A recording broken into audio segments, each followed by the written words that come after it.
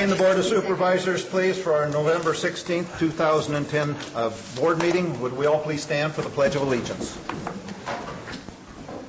I pledge allegiance to the flag of the United States of America and to the republic for which it stands, one nation, under God, indivisible, with liberty and justice for all. I have the following closed session announcement to read into the record. Pursuant to Government Code Section 54956.9C, conference with legal counsel, anticipated litigation, initiation of litigation. It was one case that was conducted by county counsel, and there's nothing to report out of that closed session. The following consent agenda items are expected to be routine and non-controversial.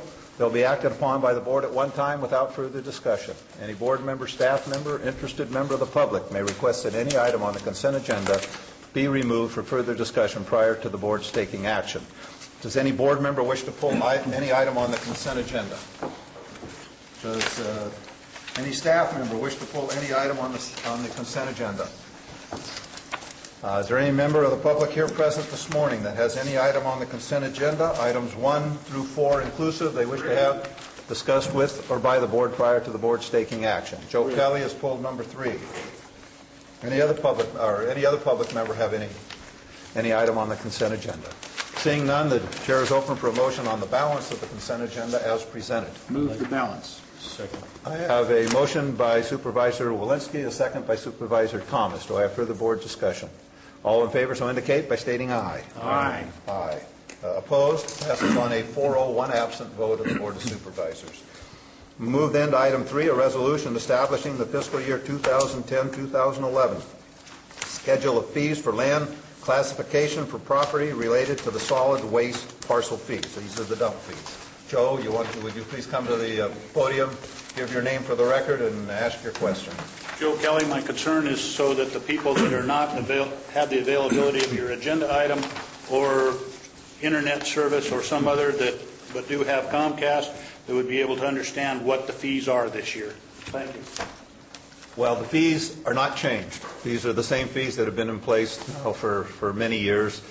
I suspect some point in the spring we will have a study session because the Public Works is indicating there may need to be an upward adjustment in the fees, but that's not under discussion today. This is a continuation of the fees that have been in place. I would request a documentation of the fee schedule then, please, for public consumption.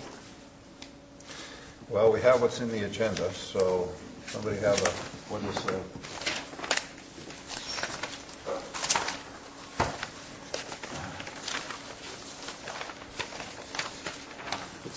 This states it as 150. Go ahead. Why don't you read it into the record? Yes,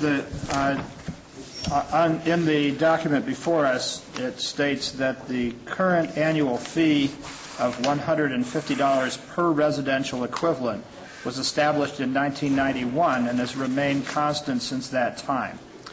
In 1997, the Board of Supervisors adopted Ordinance 2510, which in accordance with Government Code Section 25830 classified land and established a fee schedule and exemptions for solid waste systems within Calaveras County.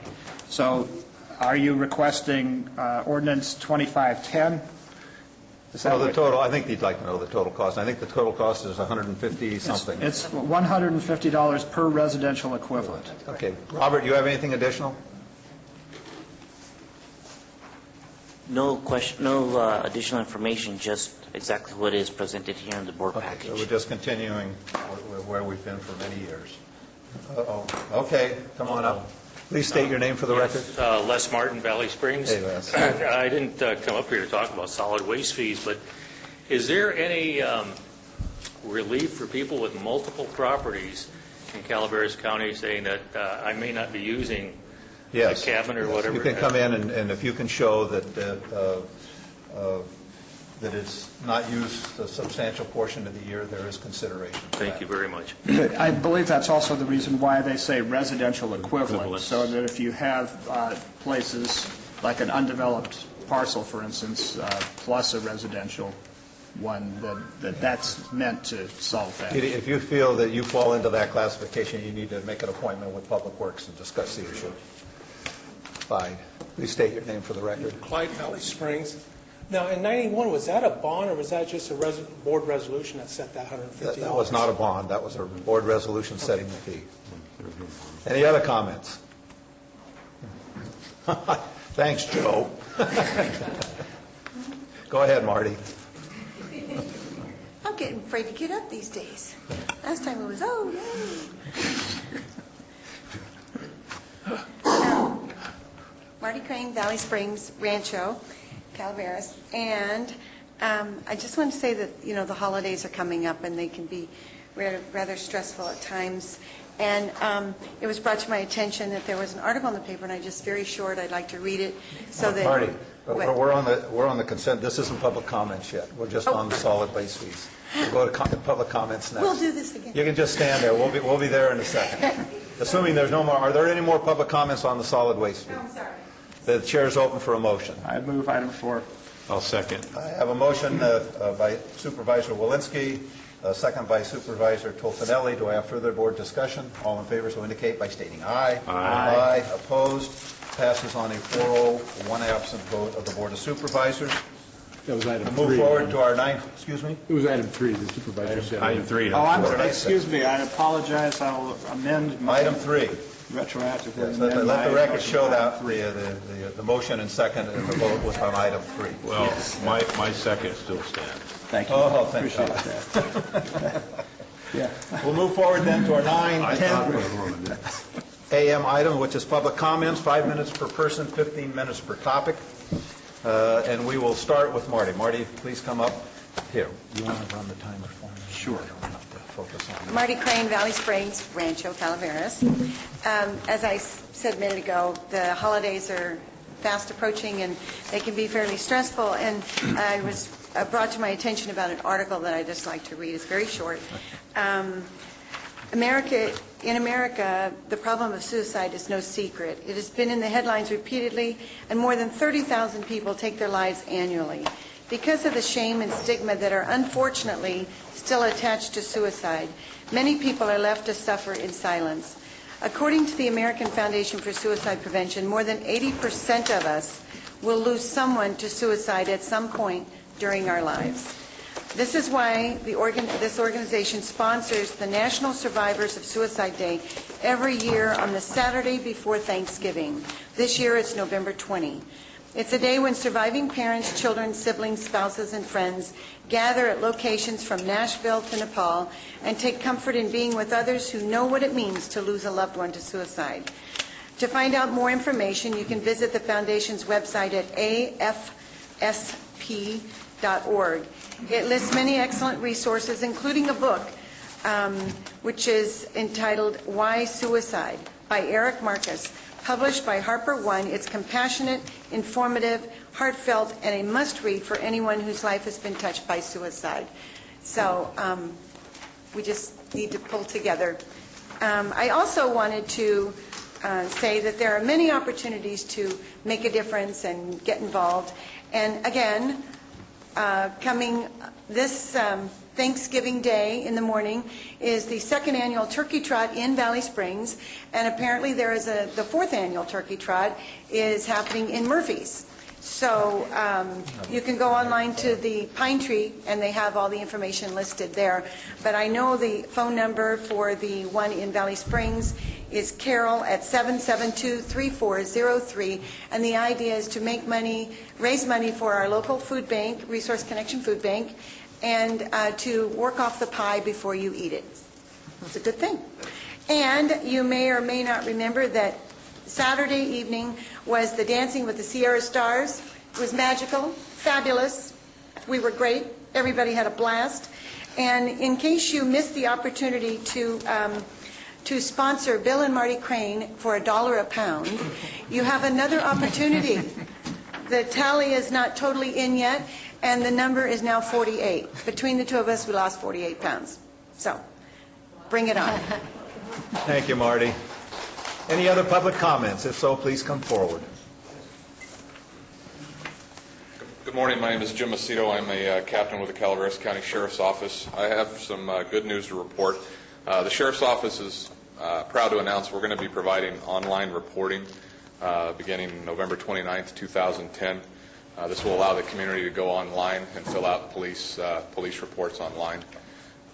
We are looking forward to this because we believe it's going to not only improve our efficiency, but it's going to create hopefully a cost savings, and it's going to reduce the impact on not only our office staff, but our fuel and oil bill and our vehicle maintenance.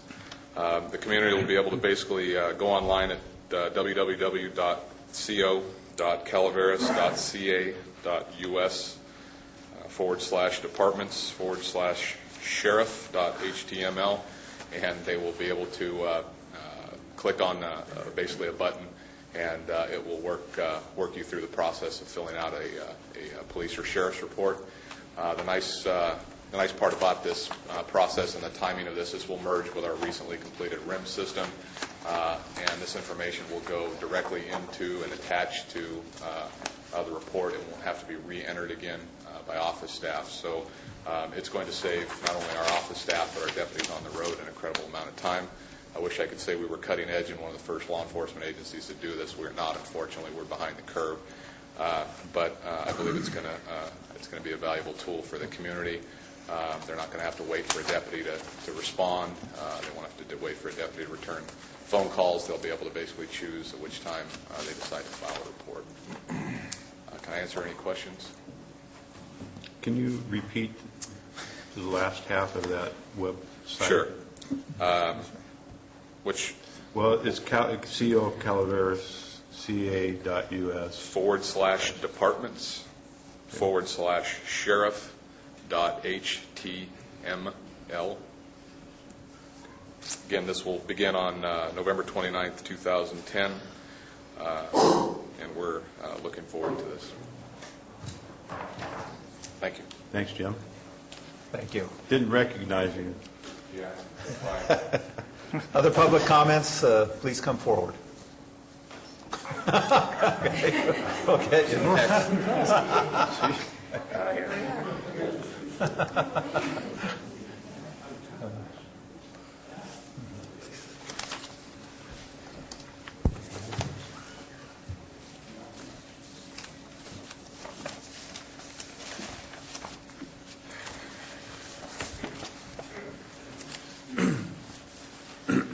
Lynn Epler, Tim O'Brien.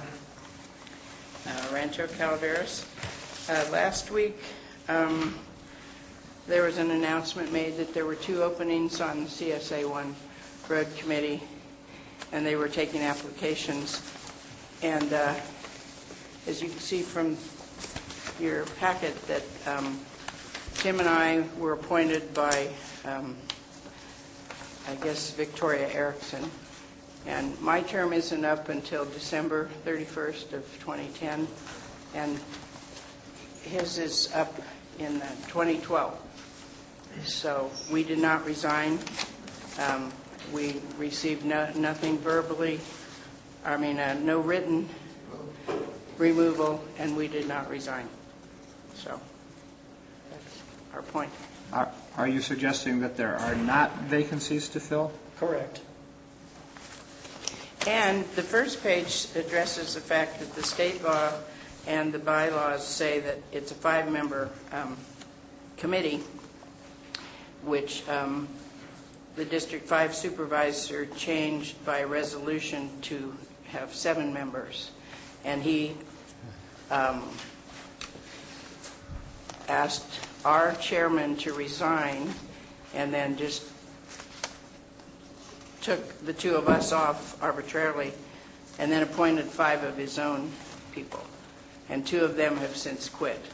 So if it's still a 7-member board, then there aren't 2 openings because we're still on. Okay, let me see if I can get some clarification. I'm going to go to the supervisor from the district first, and then I'll go to county council. So do you have a comment, Russ? We need to sign. Yes, I do. If you recall, there was a resignation of Alice Rain from this committee.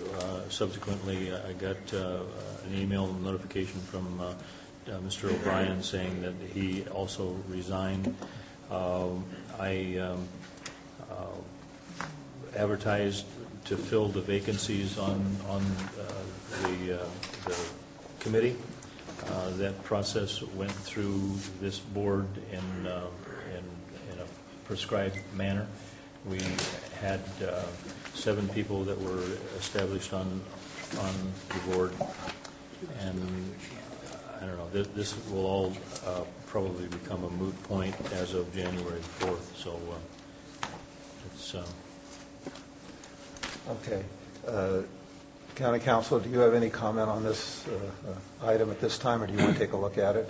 Well, it's up to the pleasure of the board. These appointments are at the pleasure of the board, Okay. and there's no vested right to the position. So. Right, but I guess what they're basically saying is they were on the board and have never been removed by any board action, and they feel that their terms are still running.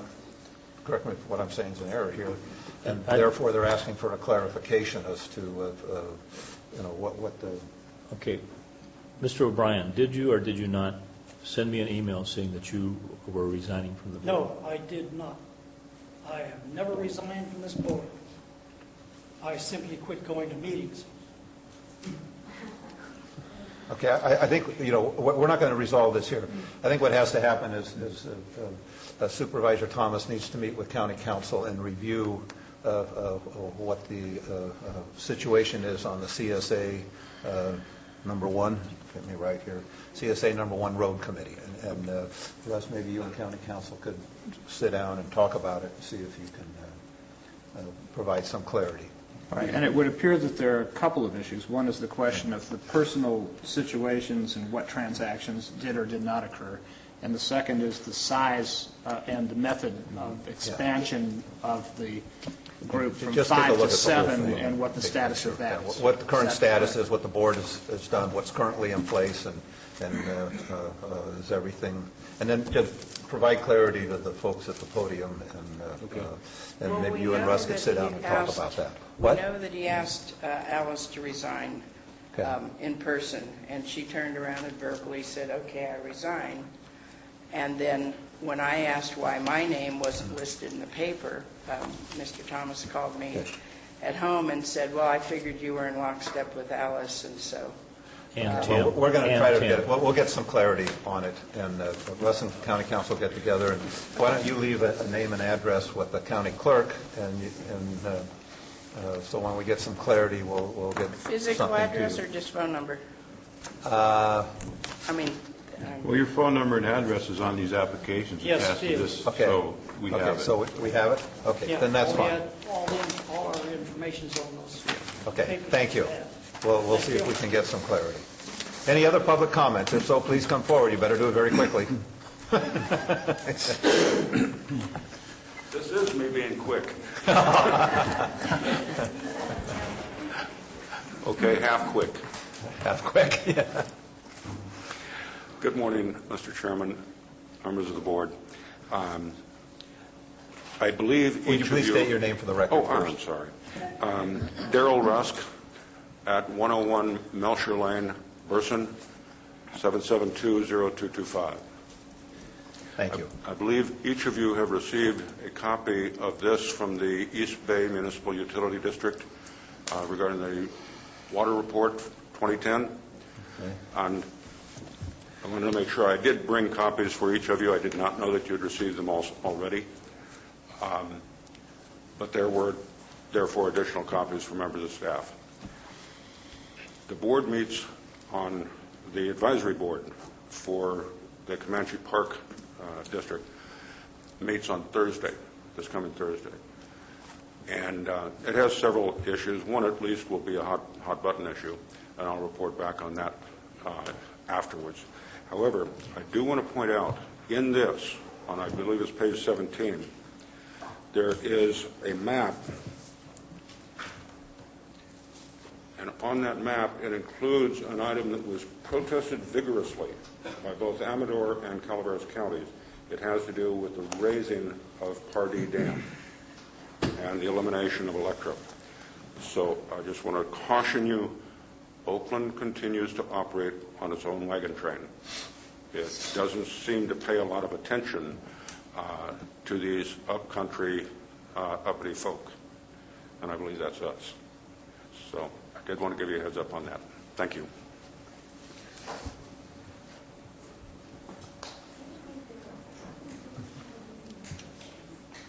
Tom, Liberty Mountain Ranch.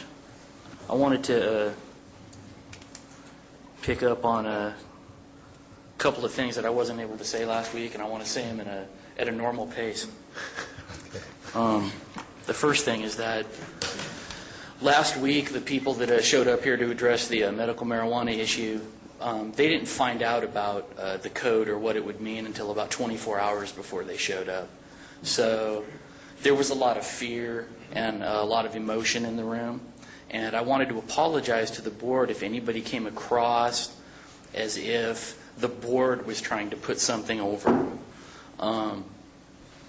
That wasn't where we were coming from, and I wanted to make sure that was clear. I'm sad that Supervisor Callaway isn't here today, and if one of you would please pass on to her that I was also concerned when she said something to the effect that she didn't appreciate being threatened with lawsuits. And I know that several of us mentioned the possibility of lawsuits, and so I understood why things were coming across that way. However, I wanted to tell you that this wasn't a matter of us trying to say to the board, if you don't do things our way, we're going to run over you with a bus. This was us saying, hey, there's a bus coming, let's all get out of the road.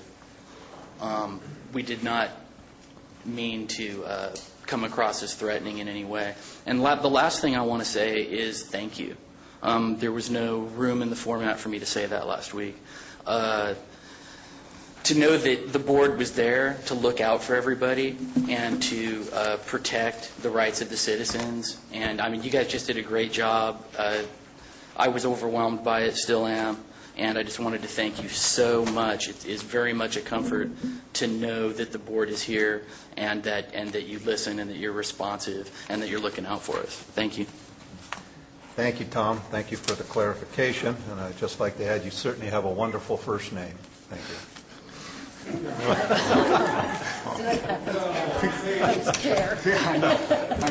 That's the first abuse of the chair today, but probably not the last. What do we have to look forward to? Good morning. I have to say that Tom's last name isn't bad either. Well, that's pretty good, too. Mr. Liberty. I'm Rosemary Wilson from Moke Hill.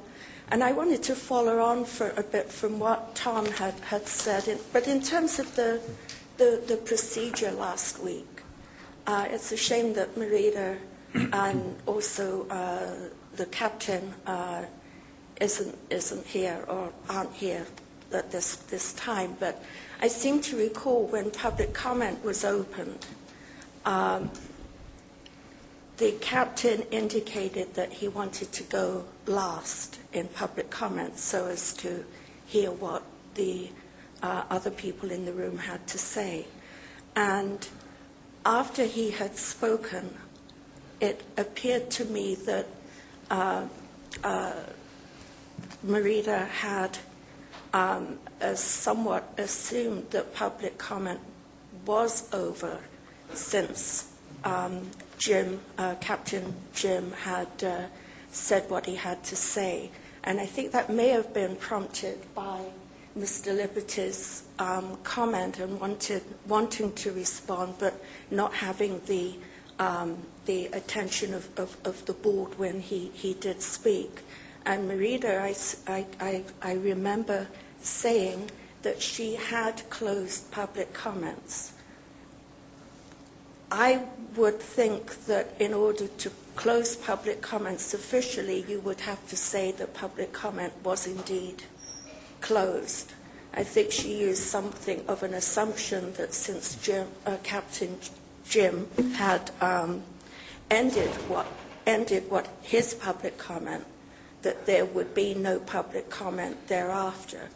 And I wouldn't like to see in future public hearings that one particular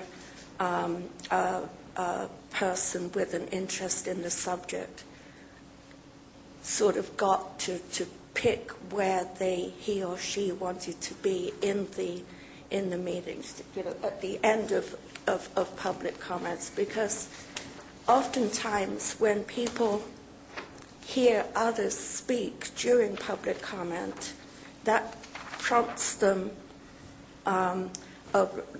they recall things that they would also like to add, that they may never have indicated that they wanted to speak at the beginning of public comments.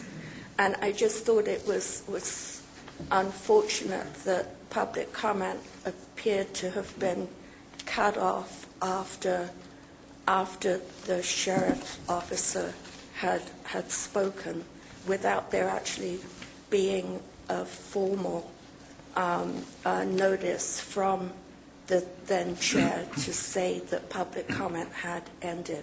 I'm not sure if Mr. Jones has any sort of procedural comment about that. I would have thought you'd have to say that comment was formally over.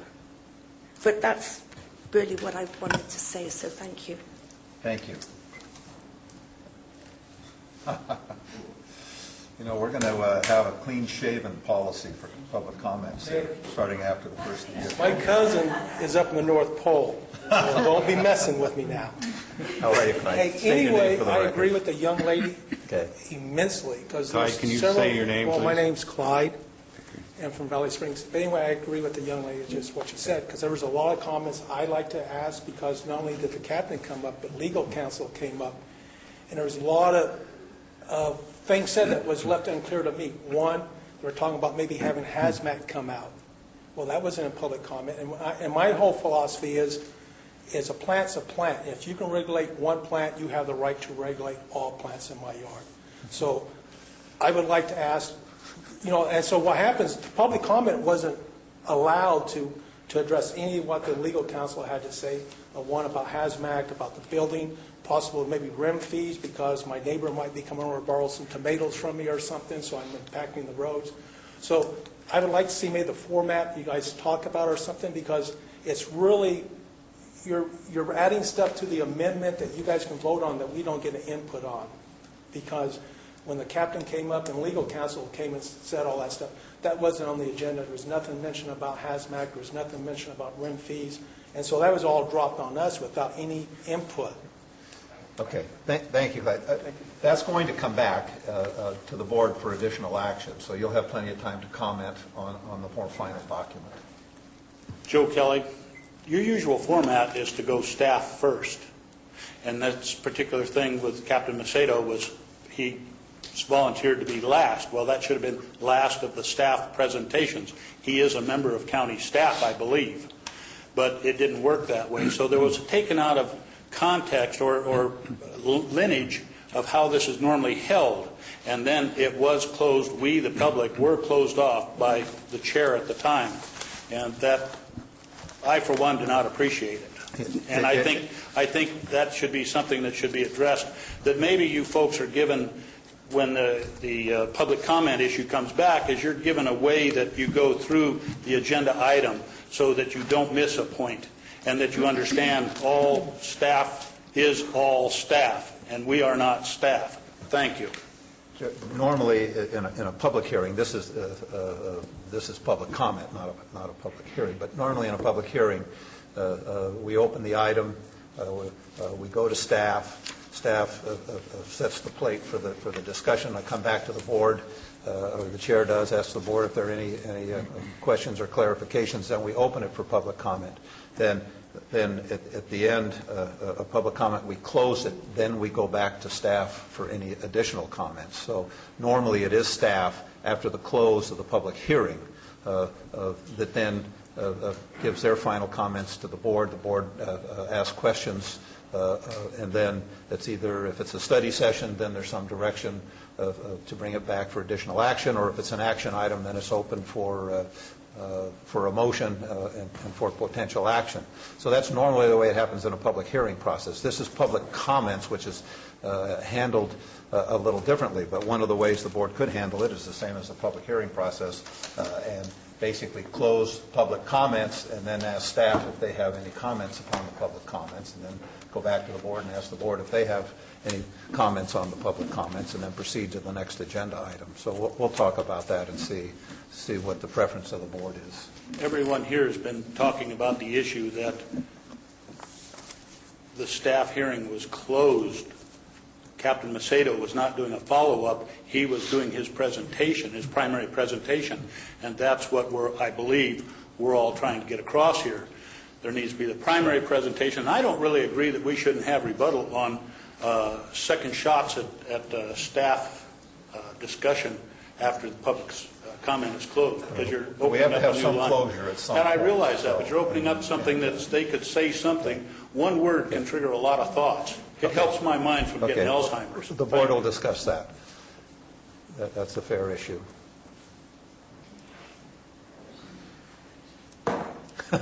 Good morning. Once again. How much have you raised so far? Last week, $35. We need $47 for a fingerprint background check. How many bucks of that was mine? Yeah, almost. Bonnie Newman from Double Springs. I always have a list of things. I have 8 things on this list, and today I'm going to try and cross one of them out. I'm going to piggyback on something Marty said, prevention of suicide. For some reason, I've been unduly obsessed with death lately. You may know my mom died this summer, but she lived a long time, and we're used to people living a long life and then dying. When people die in the middle of their life, then it causes us concern. We wonder why, how, what's going on.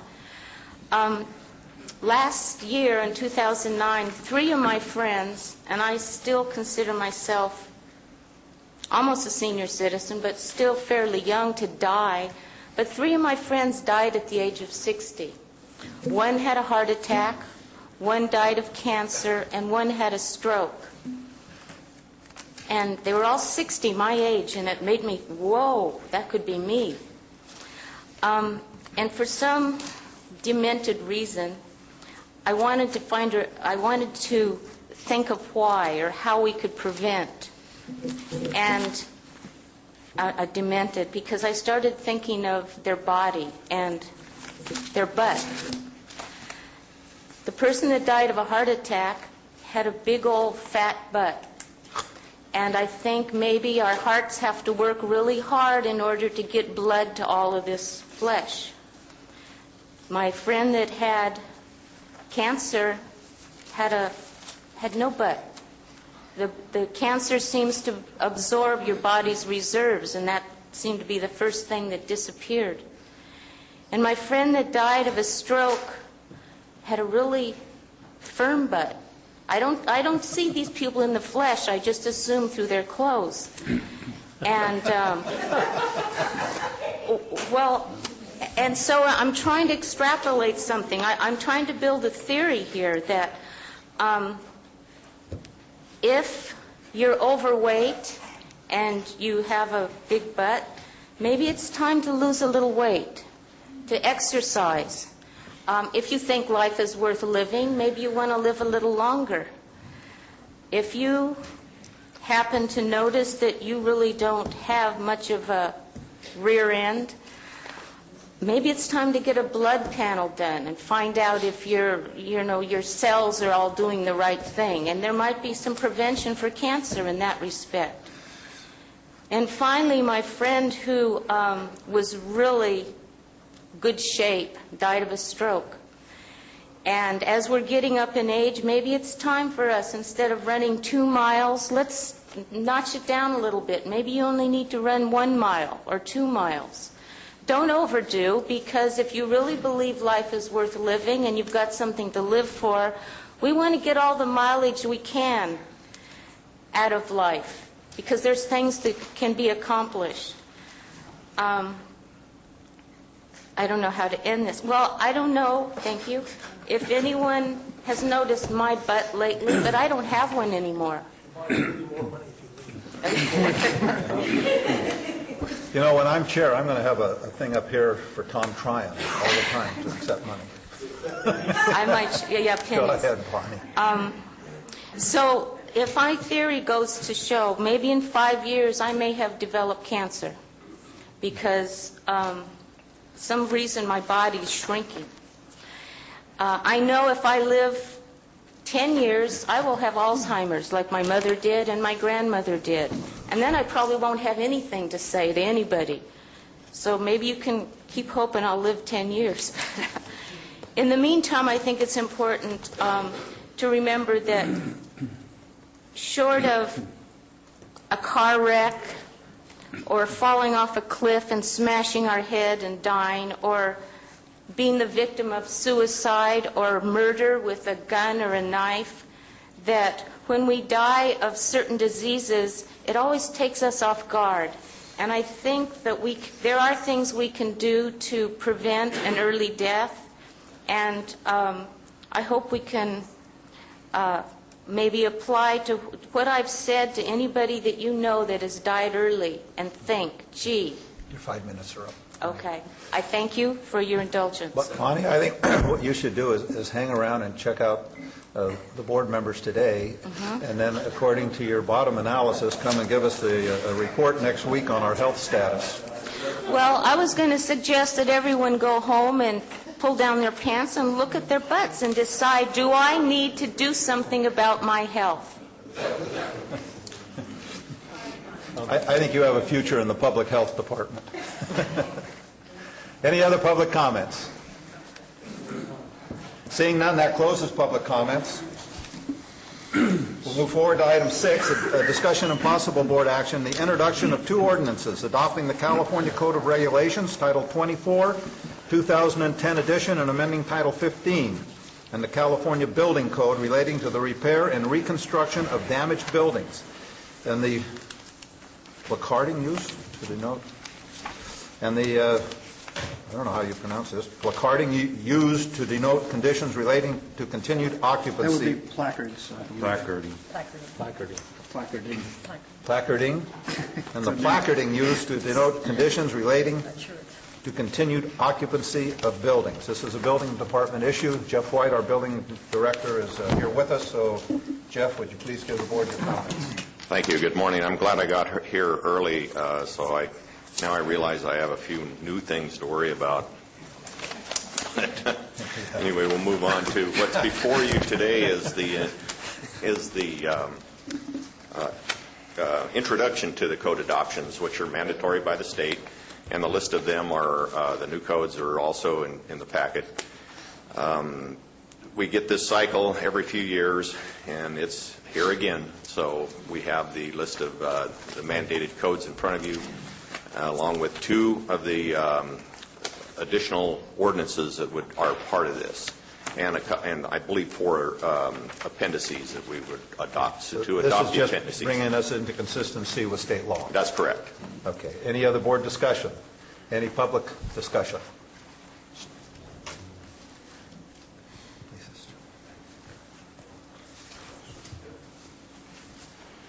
Joe Kelly. Interesting, mandated, the term.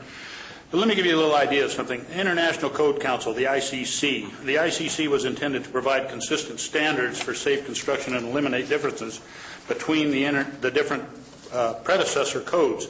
It is primarily used in North America. So it makes me wonder, why is it called the International? The ICC is a United States-based nonprofit, non-governmental organization which allows governmental jurisdictions around the world and other stakeholders, I don't know if that was a typographical error or not, to collaborate to create model building codes. 50 states and the District of Columbia have adopted and enforced at least one. Doesn't mean you have to adopt them all. At the state and jurisdictional level. ICC members include state, county, municipal code officials and fire officials, architects, engineers, builders, contractors, elected officials, manufacturers, and others in the construction industry. Notice it didn't say anything about public participation. The International Code Council has nearly 340 chapters. Each chapter has its own personality and focus. The ICC develops the International Energy Conservation Code, a model energy efficiency code. This is one of many sustainable, green, safe construction initiatives. There is no mention of public participation, nor does the fee schedule offer general public participation either. The ICC Code development through governmental consensus process. The ICC governmental consensus process meets the principles defined by the National Standards Strategy of 2000, OMD, Circular A119, Federal Participation in the Development and Use of Voluntary Consensus Standards, and Conformity Assessment Activities, 1998. It complies with Public Law 104-113, National Technology Transfer and Advancement Act of 1995. What I have concern with, other than the non-public participation in it, and it is only allowed for, as it was stated, basically government officials going to. But this is a prime example of lobbyist overregulation, another pronouncement of nanny state in the state of California, and unnecessary duplication of regulations. For example, the International Building Code 2009, all buildings not more than 3 stories in height. That's all. That one word. Why then do we need B, the International Residential Code, comprehensive minimum regulations for 1 and 2 family dwellings, townhouses up to 3 stories? I consider that a duplication.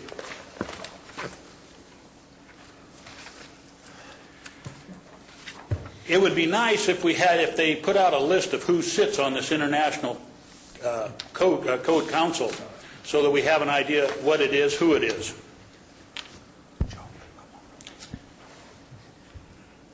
And I have not read that too many other, if any other countries have adopted this thing.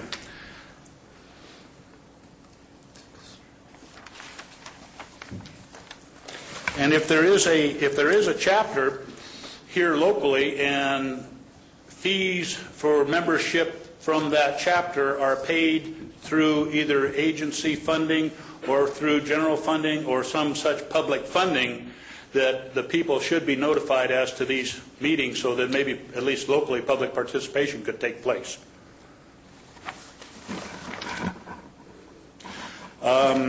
It has a subsection. One other thing, 2 other things I found in there. The idea of nuisances. That was an interesting idea, and I'm going to put it to test here pretty soon.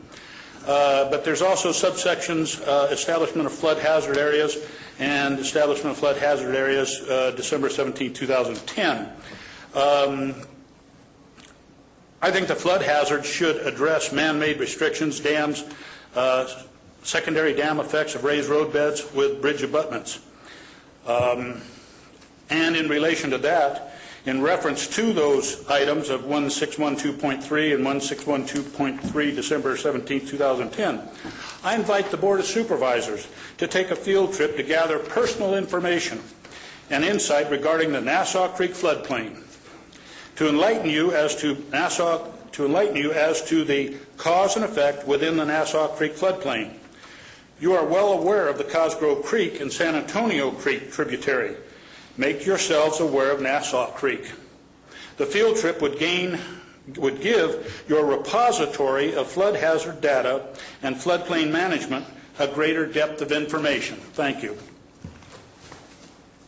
Thank you, Mr. Kelly. Any other public comments? Then I'm closing public comments on this item, bringing it back to staff. Staff, do you have any additional comments? No, unless you have any questions. Okay. But what's before us is basically bringing us into consistency with state law. Whether you like it or not, it's state law. That's correct. It's been adopted by the state legislature. That's correct. Or whatever. Okay, very good. Further board discussion. Chair's open for a motion. The introduction of the 2 ordinances and waiver of reading. The recommendation says adopt the 3 ordinances. Are we just simply... Yeah, I think this is the introduction, actually, is it not? This is first we've seen it. Yes, this is the first. It'll be the introduction of the 2 ordinances with waiver of reading. All right, so that changes the recommendation. Well, we changed the item title, but we didn't change the recommendation. On the agenda, it is introduction, so right. I guess it's already on the back end. So I would move the introduction and waiver of reading of the 2 ordinances. Of the 2 ordinances. Do I have a second? Second. I have a motion by Supervisor Walensky, a second by Supervisor Thomas. Do I have further board discussion?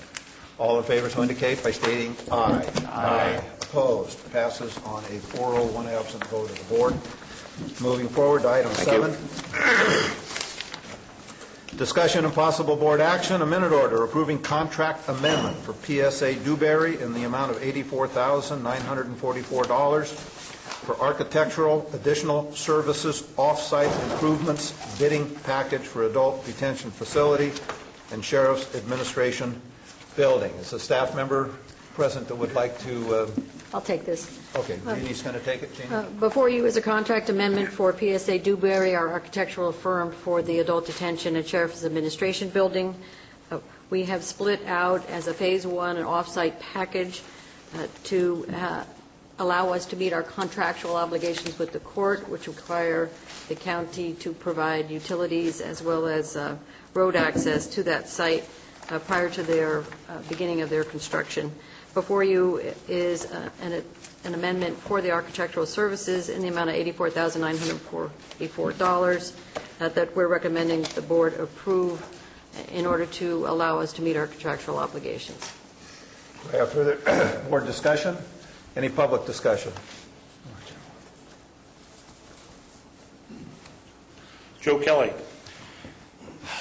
Under the recommendation, it says bidding package for the new adult detention facility and Sheriff's Administration building. Under the discussion summary, it talks about the administrative office of the courts and the county utility services required to be provided to the new court project property line prior to the start of construction of the court project. And it says county's contractual obligation for off-site improvements. Now, this is all towards the court project. Yet you're spending Measure J funds on it. The courthouse project was not voted under the Measure J bond issue. How are you commingling these funds? Or I shouldn't say commingling these projects to do that. I realize that you're going to have a main trunk line for sewer going, and that will be a stub off and stub to the property line, but that should be at the courthouse project of the county's financial responsibility and not the responsibility of Measure J funds. I would like to know the authority that has been given to this county to be able to do that, because I look at as a commingling, a misappropriation of funds, and malfeasance. Three big words.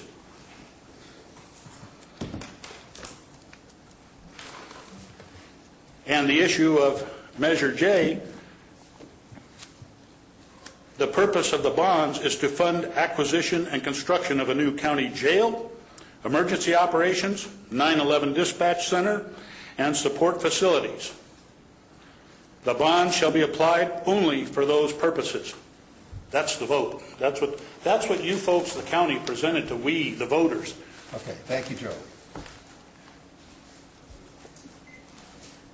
Good morning, Captain Ballard with the Sheriff's Department. Mr. Kelly has some points. Mr. J is paying for the specific things that he talked about as part of our contractual agreement with the court. I hope you recall that we put in there an additional, or they're going to give us an additional $500,000 towards those means. We have to get infrastructure and all that stuff up there to our project, and the court contract has given us additional $500,000 to, I mean, we're digging our own trenches. They're putting in their pipes. Infrastructure. Well, my understanding, Tim, was that the court agreed to give $500,000 towards the infrastructure of the project. But basically, all this infrastructure had to be put in for the jail and the 911 dispatch and the Sheriff Administration. So if we didn't even have a court building coming, we would have still had to have spent all this money. So we basically just negotiated, as I recall, just a lump sum payment from the courts of $500,000 to offset their any potential. Was just their sort of contribution to what we would otherwise have to do anyway. Is that correct? That's absolutely correct, and it ends at their property line. They have to bring in their infrastructure. Once it hits the property line, it's on them. Yes. Right. Very good. Thanks, Tim. Is there further? Ed, I have a question. Ed, was this contract, was this negotiated, or was it just they asked for an RFP from them, and this is what it came out, what they provided to you for an RFP? For the additional services, and Doug's here to help explain that. And initially, when we were going through the contracts and hiring Dewberry and those other consultants, this was being kind of firmed out with the courts. Basically, when we determined we needed an early package, and we had mentioned that to the board in meetings that we had months and months ago, some of those early presentations, we mentioned that it was a possibility depending on the schedule of the projects, and it's come to fruition that the building project has been pushed to a time frame that if we didn't do this bid package 1, we wouldn't be able to meet that obligation to the courts. But my question was this negotiated? Yes, it was. It was? It was negotiated as an amendment to their agreement. The idea of going out for an RFQ to bring in somebody different, a different architect or a different civil engineer, wouldn't really be a viable alternative because they wouldn't know anything about the project and they'd be thousands higher. I mean, PSA Dewberry is integral, so is RBF, so is Alphatech. So they're integral to the project. They're actually designing this work. The RFP is for them to put out a separate bid package and administer that separate bid package. Well, I have a couple questions then on this. Go ahead. What's presented to us. I'm looking at, it says early utilities bid package. It says page 1 of 1.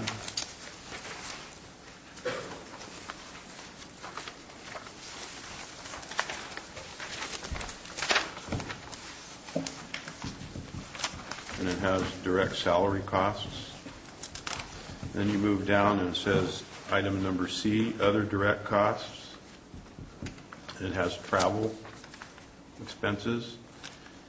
And then it has 136 miles at 0.485 per mile. Item number 1. Item number 2, 136 miles at 0.485 per mile. Right. And then construction period site, item number 3, 136 miles, 0.485 per mile. That's the mileage you're giving. And then item number 4 is very intriguing to me then, because then you're then charging 5 times $120 for a car rental. So we were renting a car, and then we're also paying for mileage. I believe those are different. People traveling, somebody coming from out of state that would have to, because PSA Dewberry's out of state. If they had someone come in that needed to come to the job site, then they may have to rent a car. These expenses are not guaranteed to them. In other words, they're not going to just bill us this. If they don't use the car rental, then they don't get paid the car rental. So that's like a not to exceed price for the reimbursable expenses. They have to justify those expenses. Okay. I think that was the only question I had. Other board questions? Russ? Yeah, Mr. Evans, to me, the operative word here is the off-site improvements. We of course, have a much larger contract with PSA Dewberry for the design of the jail facilities, and in my mind, that contractual obligation would be on the site of the specific location of the building. But this being off-site, the terminology would imply to me that that's to pay for the additional unanticipated or unknown needs that would go beyond the property line and out to provide connectivity to the infrastructure, both roads and sewer and electrical. Am I not right on that? Yes, that's correct. Okay. So this isn't a bait and switch type of a situation. It's just we anticipated that there would be a future requirement that we'd have to pay somebody for this work, and that's what we're approving here. The scope of work to do the design was in PSA Dewberry's contract. But the cost to create a separate bid package where they've got to create a stack of documents, they've got to create a specification, we've got to publish that, advertise it for bid it, administer a construction contract, and close out a separate construction contract. That's essentially what this is for. Okay, it's administrative as opposed to the actual drafting work on the design. Yes. Okay. Other questions by board members? Seeing none, the chair is open for a motion. I'd I'd like to move that we approve the minute order approving the contract amendment for PSC Dewberry in the amount of $84,944 for architectural additional services, off-site improvements, bidding package for the adult detention facility and sheriff's administration building. Do I have a second? I'll second. I have a motion by Supervisor Thomas, a second by Supervisor Tofinelli. Is there further board discussion? All in favor, so indicate by stating aye. Aye. Opposed? It passes on a 4-0, one absent vote of the board. Moving forward to item 8, discussion and possible action, a minute order approving contract amendment with Kitchell CEM in the amount of $55,110 for project management, additional services, off-site improvements, construction package. So I assume these two go together. Is there any staff input on this at this time? You're essentially correct. This does go with the other one. This is additional services that Kitchell will be providing to do the construction management oversight for that bidding packet. Okay. Any public comments on this? Yeah, my name's Clyde from Valley Springs. There's a lot of erroneous things being said here. I'd like to bring them out. First place, in construction, just if you add another project onto another project, that doesn't just add that much. You have to redesign the whole system because you're changing the hydraulics on the sewer, you're changing the water. It all changes. It does change because you're taking more. I can't put one house in and I need so much water, but put 40 more houses on. I have to do the whole This is bringing system. the infrastructure to the site. This isn't doing more buildings. Well, you're still having to redesign your system that's going to it because you're adding more to the sewer line. No, we're not. Yes, you are. You're adding a whole facility to it. So you're doubling all the engineering. That engineering that you first had done is now no good because you just changed all the inputs that going into it. You added to it. So you can't run the same amount of sewage through a 6-inch pipe. You might have to go 8. So you're changing the design. Wait a minute, Doug. Let me finish public comments, and then we're closing public comments, and then we'll have your comment. Otherwise, we'll go on indefinitely. Joe Kelly, comments and your concern, Supervisor Trina, kind of boggle my mind in the effect that you're saying, no, you don't have to increase the size of your trunk line for another project. So either you knew about it ahead of time or were privy to that information. But my main concern is I still have the same concerns I had on the last project that you folks just approved, and you still have not answered. You talked $500,000 from the courts. This one also says funding in the amount of $55,110 for these additional services is included and will be paid from the budget for the adult detention facility and sheriff's administration building. That is Measure J funds. Are you being reimbursed by that $500,000? Will you be taking whatever this $150,000 approximate and taking out of that $500,000 the courts are giving you and put it back into this? Or is this going to be a loss of $150,000 out of the jail funds, the Measure J construction funds, not for a courthouse? That's my concern. You folks aren't getting it. It's like maybe it's going in one ear and out the other. This is serious. I spent a lot of time researching this and going back into the Measure J, and apparently it's of no concern to you. It's spend, spend, spend. Does the county have sufficient funds out of the general fund to pay that $150,000 for that courthouse project and reimburse out of the $500,000 from the courthouse to the general fund? Leave our Measure J alone. Thank you. Thank you, Mr. Kelly. Any other public comments? I'm closing public comments, and we'll go back to staff or our consultant. Doug? Perhaps I'll answer those in reverse order because the first one's more familiar in my mind at this moment. Doug, why don't you give your name and who you're representing? Doug Evans with Kitchell Construction Management. Okay. With regard to the funding, the project budget for the jail is comprised of 4 components. It's comprised of Measure J money. It's comprised of AB 900 money from the state. It's comprised of $500,000 to be received from the courts as reimbursement for these infrastructure components that we are constructing in accordance with the contract between the county and the courts. And it includes interest on the Measure J money because interest follows principal. So the money is not coming out of Measure J. It's coming out of the $500,000 that the court is going to pay the county for the county to install these items. With regard to design, we've known from the very beginning that the courts was going to be there. There was no redesign. We had a courts project, we had a jail project, and the services are designed to accommodate both of those projects from the beginning. The purpose for this additional cost is because we have to design, bid, and administer a whole separate construction contract in order to get this work done early. If we didn't have to do that, if that time constraint wasn't in the agreement with the courts, it could have all been done in one package. And that's what was envisioned when this thing started.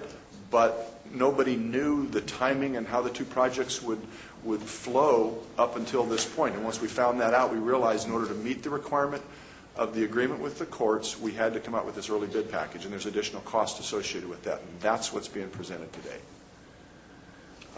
Thank you. Any other board comments of Doug while he's up here? Seeing none, any additional board comments? Chair is open for a motion. Yes, Mr. Chairman, I'd like to move this item. I'd like to move for approval of a minute order approving a contract amendment with Kitchell CEM in the amount of $55,110 for project management, additional services, off-site improvements, construction package. Do I have a second? I'll second that. I have a motion by Supervisor Thomas, a second by Supervisor Walensky. Is there further board discussion? All in favor, so indicate by stating aye. Aye. Opposed? It passes on a 4-0, one absent vote of the Board of Supervisors. Moving forward, does anybody need a recess, or are we moving forward? Okay. Item 9, discussion and possible action, a resolution approving the submittal of the Adult Detention Facility Project Staffing Plan and Operation Cost Statement and Supplemental Report to the State Correction Standards Authority. Good morning. Captain Ed Bauer with the Sheriff's Department. As the board is aware, we've since the beginning of the inception of AB 900 and wanting to proceed with this project, part of the requirements were to do staffing and analysis plans for the board to be familiar with. I believe we've been before the board like 4 or 5 times now. This is the final process within the AB 900 when it comes to staffing and operational costs.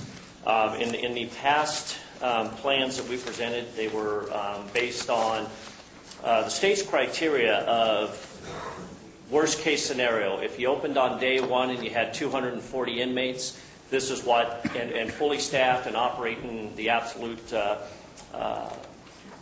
best you could be, that's what the cost would be. We all are aware that over the last so many years we've had some difficult times with the economy. I've spoken in depth with CSA, some of the other administrators of AB 900, explained to them the difference between our initial 30% design. When we put it in, we were, on that report, we were at the process of, on day one, if this opened up, this is what we'd be anticipating for staff. As things happened, the economy became what it is. I have, like I said, been in contact with CSA. We had the red team come down here to discuss some of the board's concerns with the project. They are well aware that we intend to operate this jail as best we can during the during these economical times. Put together within the staffing plan is facilitating and opening the new jail from year 1 through year 30. It's assumptions over those 30 years. The first year or so, opening with 80 inmates and then increasing by a certain amount of inmates as each year goes, anticipating that the economy is recovering at that time. There's nothing within the way that this works that we as a county can continue to operate that with 80 inmates until the economy does recover. It could be year 1, year 2, year 3, year 4, and so on, until we can get to a point where we can staff and operate that jail back to our initial plans with the direct supervision, all the programs that we want to implement. The state is committed to that flexibility. They have. They've reviewed this. They've accepted my report. I have correspondence between myself and our field representative that they accept the plan as it is and that they do not approve plans. That is entirely up to us as a county to determine how we operate our facility.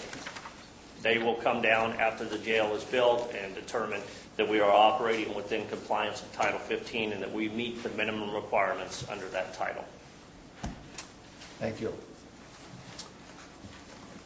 Shirley Ryan, County Administrative Office. I worked with Captain Darwood on doing some of the projections of the expenditures for the jail.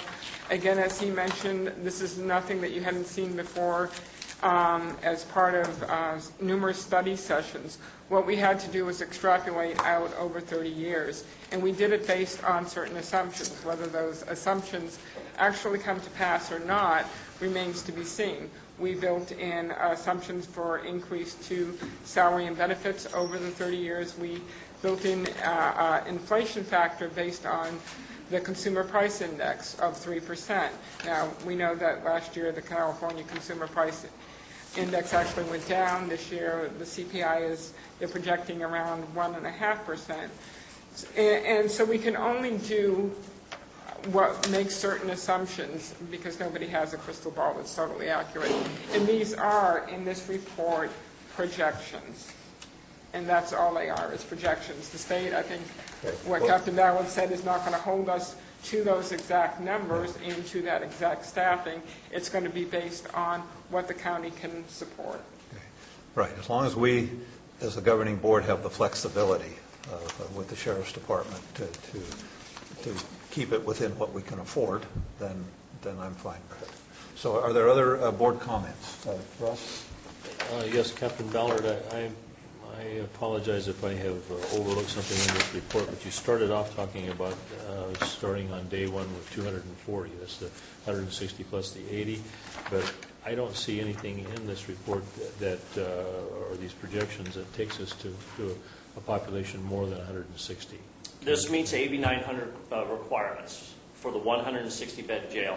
As we discussed in the past, we build the dorm. It stays closed until us as a county use the Board of Supervisors and the economy gets better and we can staff it, we can start bringing it up.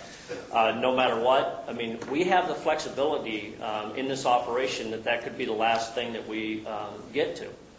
If the economy starts getting better, we can open, bring in more inmates. They're going to go into where we can operate in the 160-bed jail with the design elements that we put into it through, an estimation of 2025. Maybe we'll be at 160, and then we start going into 240. So, the dorm is the additional 80 beds that is our project as part of the, separate from this staffing operation analysis. Other board questions, comments? Seeing none, excuse me. I have a few. Go ahead, Steve. This is an important moment for Calaveras County. We're talking about a budget that is significant and has enormous impacts on our future. This projects out a number of figures, and I understand that this is what the world was like in August. But there are a number of things, and before I cast my vote, I want people to understand my thinking about it. As Tom confirmed, this is based on estimates from even just a few months ago, another era, and that we have the flexibility to respond to a number of things. Nevertheless, there are some assumptions that that I hope we'll consider in the coming months. First is that while we had 65 beds and even more pretty steadily filled for the last quite a long time, the board did make an investment in a new program that took non-violent misdemeanor folks out of the system and opened up a lot more space, and we've been hovering around 50, 55 as a result of that program. So it seems to be paying for itself and more, and that was a good investment. Nevertheless, those presumptions could not be in evidence in August, so this document is a little outdated that way. But I have, out of all the different optimistic forecasts that are in here, the one that I agree with the most is that that program is likely to reduce the need for filling all these beds, and therefore maybe will be within our capacity to pay. However, there are a number of other things that worry me, and I want to disassociate myself from these things before I cast my vote. Number one, there's a statement in here that refers to the property tax at 5-year average during a bubble that we've now found was fraudulently based, and the idea of returning to that as a presumption for being able to pay for the staffing in the future. I ran some numbers, and I looked at, let's say it goes back to property taxes go up 13.4% per year for the rest of, for let's say the next 5 or 6 years, which, by the way, is, given the foreclosures in the real estate market, friends in that system are telling me is not a very good assumption, but let's take that for real. That adds about $4 million over the next 5 years. But if you look at the increase in costs, if we fill up at the rate we're talking about, that's 100% of the anticipated revenue increases, with an assumption also that in a 13% revenue increase on our biggest revenue factor, that we're going to be paying employees only a 1% COL and up to 2% at the end of that 5-year period. I don't see these things as squaring up very well. It's not realistic, and it leads to my conclusion that if our presumptions are true in any aspect of the need to staff and the numbers of beds to fill, and that's the one thing we have no control over except for our investment in this other program, that we are going to be a bankrupt county to be able to staff to 160 at that point, even if the 13% property tax increase on a 5-year average becomes another bubble reality for us. So I'm going to vote for this because it's the only way we can build a jail. But I want people to understand that that vote does not include this supervisor's presumption that the assumptions made, either for the need for that number of beds or the revenue projections, are accurate. Thank you. And, I would like to comment, on the program that we just initiated. Yes, it has been helping out, and I think, based on the results that we have so far, I think it will be very effective. Plus, once we have that legitimate threat of incarceration, our other programs, work furlough and work release, those types of things will become effective. So I think it's a good thing. I forgot to mention one other thing, which is that the idea of having a jail that can actually hold people will result, as it already is, in people making, now that we're below capacity, more people are making decisions to enter drug programs, and that gives us some hope of a reduced rate of coming back to us, and that ultimately may reduce the need for beds. Another presumption that is impossible to make is what the judges are going to do in relation to the new opportunities, and we can only speculate on that, but my hope is we'll be monitoring that as closely as we are our other programs and make sure we're tracking this so carefully that we do not go over the financial abyss. Other board comments? I would just say I also concur substantially with what Steve said, but I'm not focusing particularly hard on the assumptions, because I don't know how you make assumptions in this environment. I don't know whether we're going to have a double-dip recession, whether we're just going to have absolutely slow growth between 1% and 2% GDP growth for the next 3 to 5 years, or we're going to have a robust recovery, whether California is going to go bankrupt. Who knows what's going to come out. What I'm hanging my hat on is the ironclad guarantee from the state that we will have flexibility and that we can keep our costs within our ability to pay as determined within some reasonable boundaries by the governing board of the county.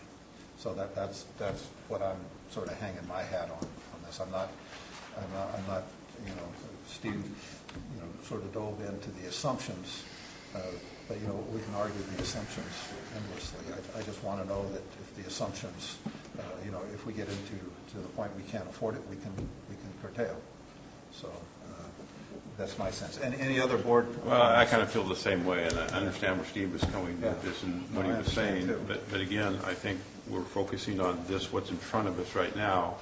And though it has projections on it, we do have the flexibility to staff it at a level that we can. And the monitoring program that you spoke of apparently is working very well right now. And in the future, to hope if we can't fund 80 or 160, that program will keep us at a level that we can fund until recovery comes at a time that we can't afford it. So. Okay. Any public comments on this item?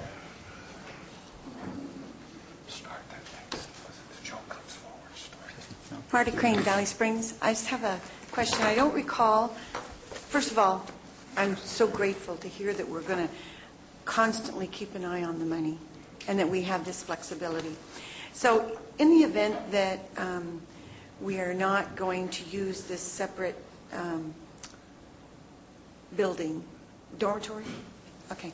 I don't recall from the picture how that is laid out in conjunction or relation to the actual jail itself. But I'm wondering, we have what other uses it might be used for in the meantime? We have no homeless shelters in case of emergencies, things like that, and I'm just wondering if we might be able to use it while it's not being used, staffed and used as a jail facility. It just occurred to me, I wonder what else we could do with it. Thank you, Marty. Any other public comments? If so, please come forward. Joe Kelly, the one thing I missed hearing through the staff presentation was, and I guess it must have been earlier on in the report, because I pulled primarily over the training plan, implementation timeline, transition team, and 1750A and the revenues. But it was stated in the report that when the transition team moves into that jail, it's actually going to be, and I'll use the term deficient in manpower, if a crisis were to happen in that jail, unless all the other people that belong to the Sheriff's Department, sworn officers, happen to be in-house to be able to run to quell the problem. So I think I have to agree with Supervisor Walensky. I'm very much concerned about this. I am very much concerned when it was brought to this board a while back about 2-point-some-odd million, and there was a lot of concern over that. Well, I'm even more concerned when this thing goes up to higher costs and the commensurate value of wages that we look at a captain down the line of almost $400,000 in total benefits in a 30-year period. Well, that's what it says in here, sir. It has it broken down for Sheriff's Department costs, salaries, and benefits, and it breaks it down captain and lieutenant and all the others.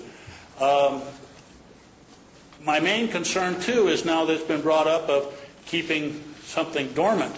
Well, there's still going to be an ongoing cost of maintenance to that facility, whether you want to realize it or not. It will have to have some maintenance. So my question to you is this county sufficiently equipped to deal with what you're going to sign on to now, with 4 of you apparently, to pay the kind of values that are going to be there on the annual basis of general fund budgeting? You've already at $2-point-something million, and you blanched at that. We've been talking about that for the last 3 items, so I think you can just incorporate those comments. Well, okay, and since you brought that up, it would have been nice if in the last 2 items that the $500,000 jail revenue was there, and I still do believe that should be separated from the concept of the jail project and the courthouse project, so we'd know what the heck is going on here. I remember sitting through, the courthouse. You can't separate it. I mean, that's for part of the same infrastructure that goes. No, it's 2 different projects. It's 2 different projects. Actually, I think listening to the staff report on this one set, we took this one piece out because it serves both interests. It's a same pipeline. It's the same sewer line. It's the same infrastructure that we would have had to put all the way to the jail anyway, but somewhere near there, the courthouse is going to... I understand that, and it seems that the courthouse has put up money to pay for that. Yes. This was not addressed in this. It said jail, and that's what has me. The gentleman that from Kitchell, he resolved the issue when he expressed what the monies are. But I'm concerned on this thing. The revenue thing, and then it states in here there's $140,000 coming out of jail directly related, $140,000, but the rest is going to be basically up to us. I don't see a big turnaround coming before long. So what is going to be the alternative if you're not able to fully fund this jail and not able to, under your resolutions in the past or any signed document you go into, what's going to be the consequence? Is it going to be coming up to try to do a parcel fee on we the people? Is it going to be shutting the jail down, not opening it, and have something sit there as a monolith that there are and have been in the past in different counties because of non-ability to fund? Thank you. Any other public comments? Seeing none, I'm bringing it back to the board. Any additional board comments? Chair is open for a motion.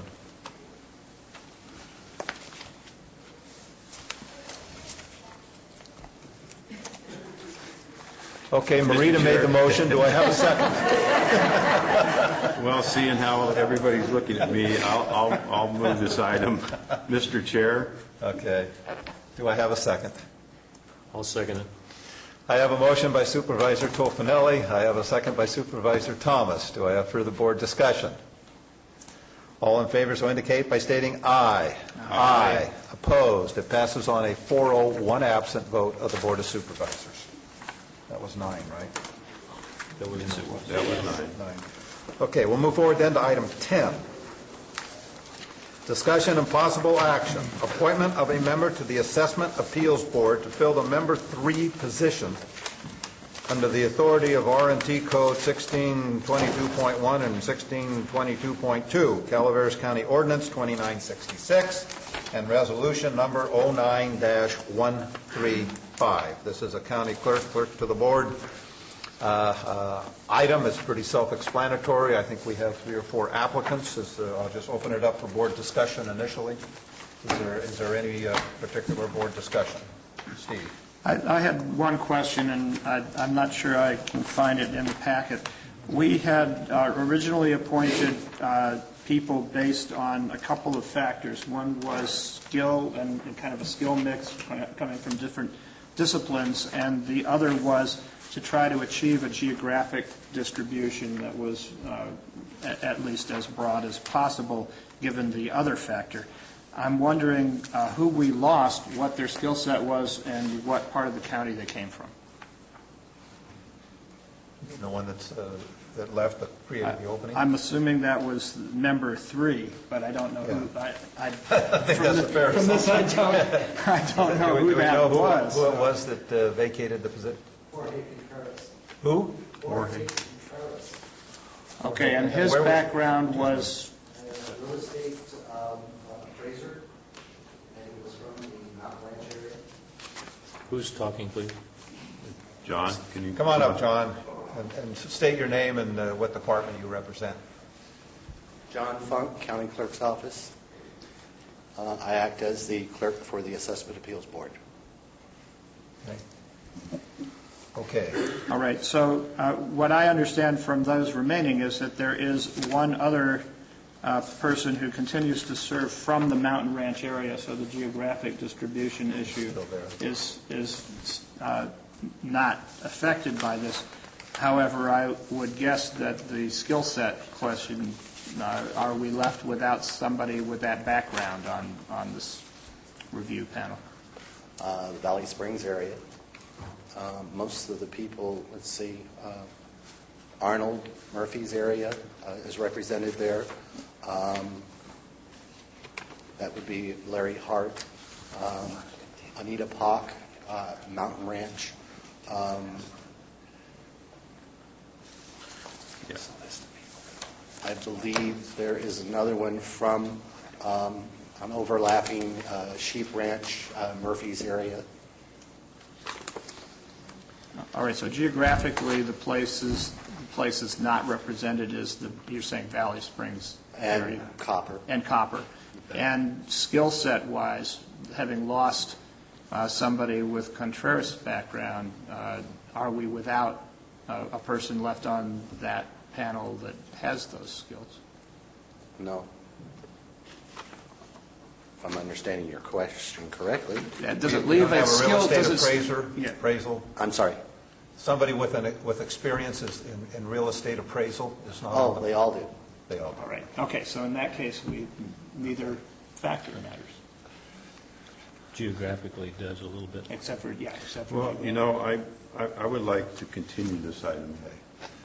I think that's in order to get, I'd like to go over with John and get the backgrounds and where the people are from that are on this board, and then try and find some more applicants that meet the criteria that we're looking for, and possibly from the Valley Springs Rancho area to represent that area.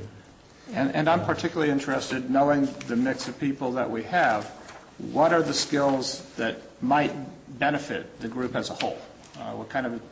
What sort of a team in terms of skill set are we trying to create here? But I heard what you said about wishing to continue this, but we have 3 applications here. 4 applications? 4 applications, one of which I just want to point out to you that Carol Ann McDaniel lives in Rancho Calaveras. She's got 25 years as a real estate appraiser. I know Ms. McDaniel very well. I think that she would be a good addition for this board. I'm not sure why we have to prolong the search.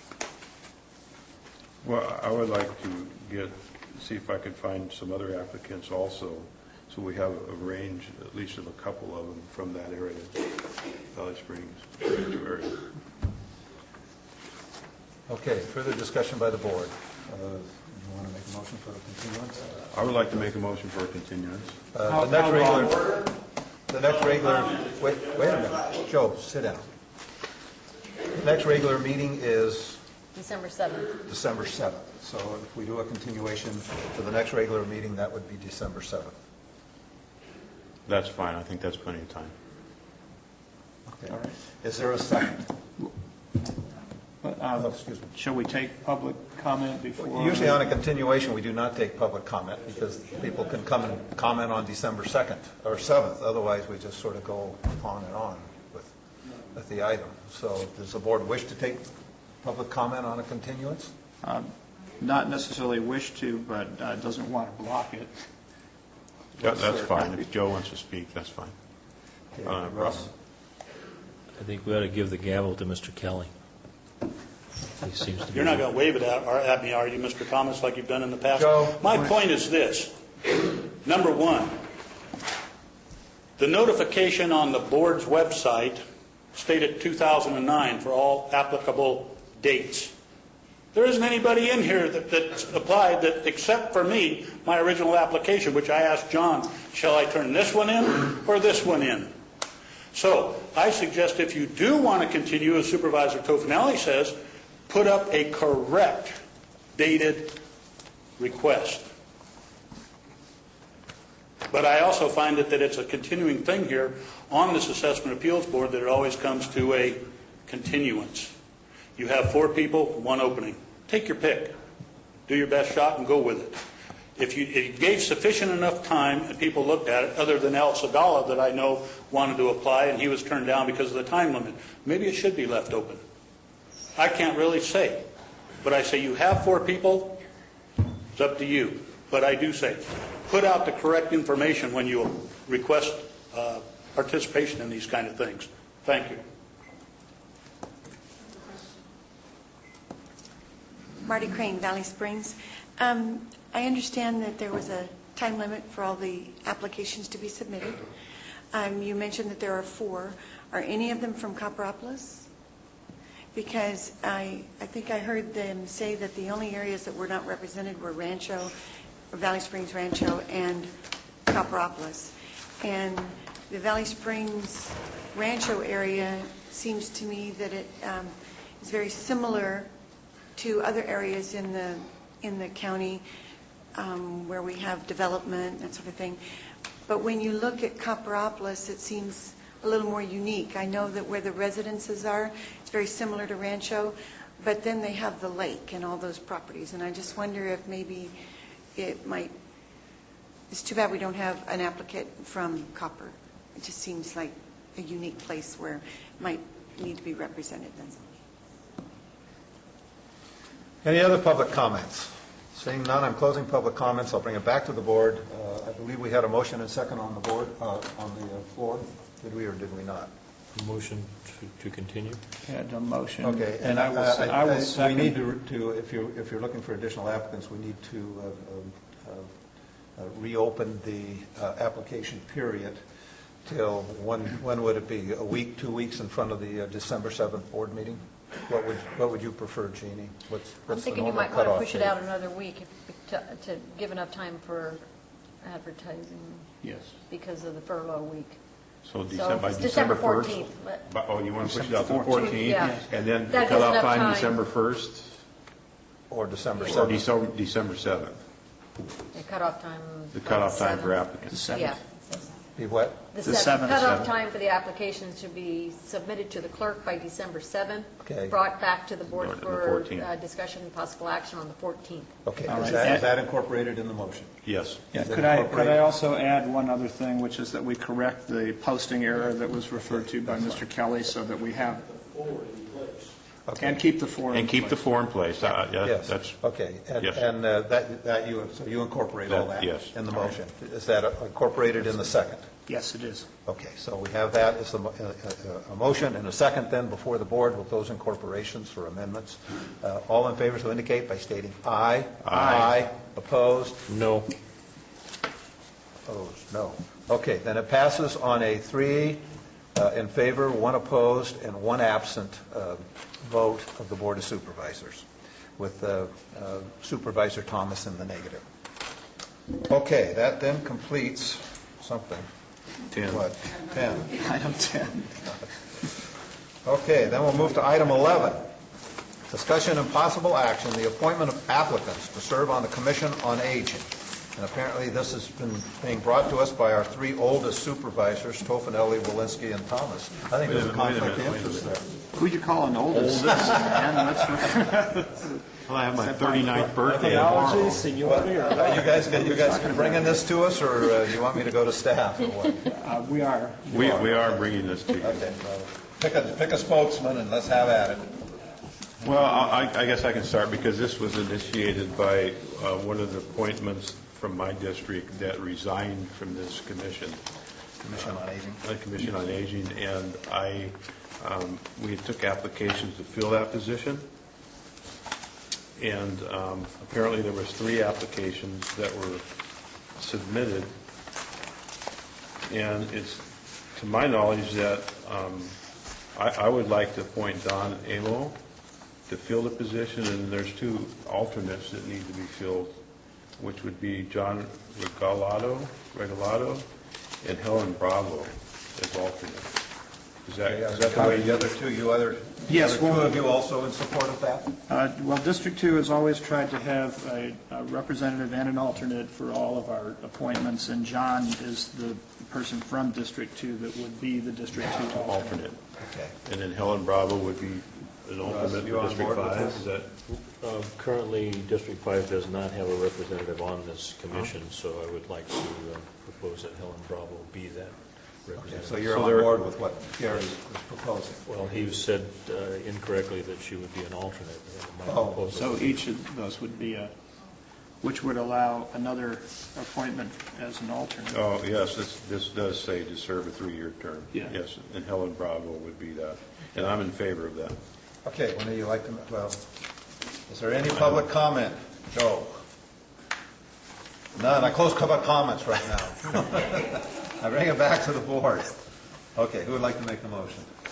I would like to move this item, Mr. Chair. State what it is, so we get it. The appointment of applicants to the Commission of Aging as follows: an applicant representing District 1 to serve an unexpired term 3-year term from 12/31 to 3-year term from 12 to 12/31/13, which would be Don Amo. An applicant representing District 1 as an alternate, which is not on here. That's incorrect, is that right? Yes, Mr. Rusk. Yeah, that would be District 2, an alternate to serve a 1-year term. Is it District 2? We have an application in. But his application is not in here, is it? Yes, it is. Maybe it was left out in here. Oh, okay. So we have an applicant representing District 1 as an alternate to serve a 1-year term to 12/31/11, which is Mr. Darrell Rusk. And we have an applicant representing District 2 as an alternate to serve a 2-year term to 12/31/11, which is John Regalado. Yes. And then we have an applicant representing District 5 to serve a 3-year term to 12/31/13, which is Helen Bravo. Is that? Yes, and I will second that motion. Okay. Russ, you on board with that? Yes, I am. Okay. Bonnie, I think you should wake up the lady next to you because she's affecting the board's self-esteem. She's not listening to all our important comments. Okay, I have a motion by Supervisor Tofinelli. I have a second by Supervisor Walensky. Do I have further board comments? All in favor, so indicate by stating aye. Aye. Opposed? Passes on a 4-0, 1 absent vote of the Board of Supervisors. Sorry, Darrell, I didn't see your application in there. I was skipping right over you. Darrell was going to hustle up here the fastest he's ever been to the podium. And I saw the look on your face. I knew I was wrong. He had his cane in his hand. He was going to come get us. Okay, we're moving to item 12, which is a review of correspondence reports and various matters of concern. So, Russ, would you like to go first today?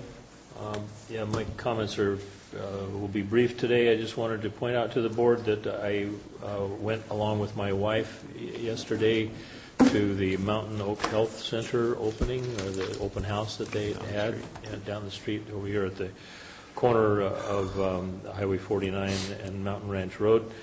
Extremely impressive facility. As you may recall, the program director, Josie Martinez Ornum, has been here a couple of times.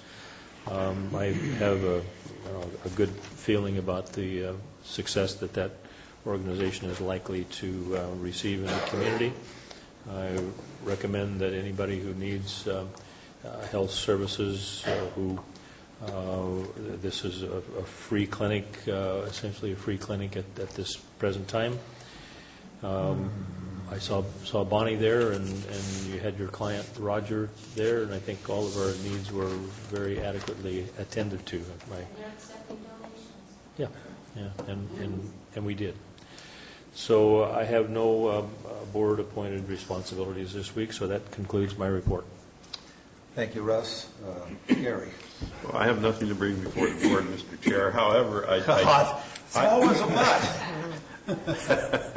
I did receive an email from Rita yesterday. Said she was in Riverside. You were going to be the chair today. Perhaps you got the same email because she said. Well, she promised she would have you sing "Happy Birthday" to me today. So is it your birthday? Tomorrow is. Oh. So I'm waiting. You want a pre-sing? I'll wait till it's my turn. Pre-sing. Okay. I would recommend Supervisor Thomas for the singing and leave the rest of it just for the sake of the audience. Maybe they can do a duo. It's been done before, I think so. Three-part barbershop quartet. If you want to join in, that's fine. All right. Go ahead, Steve. All right. I have an interesting meeting today with the farm advisor.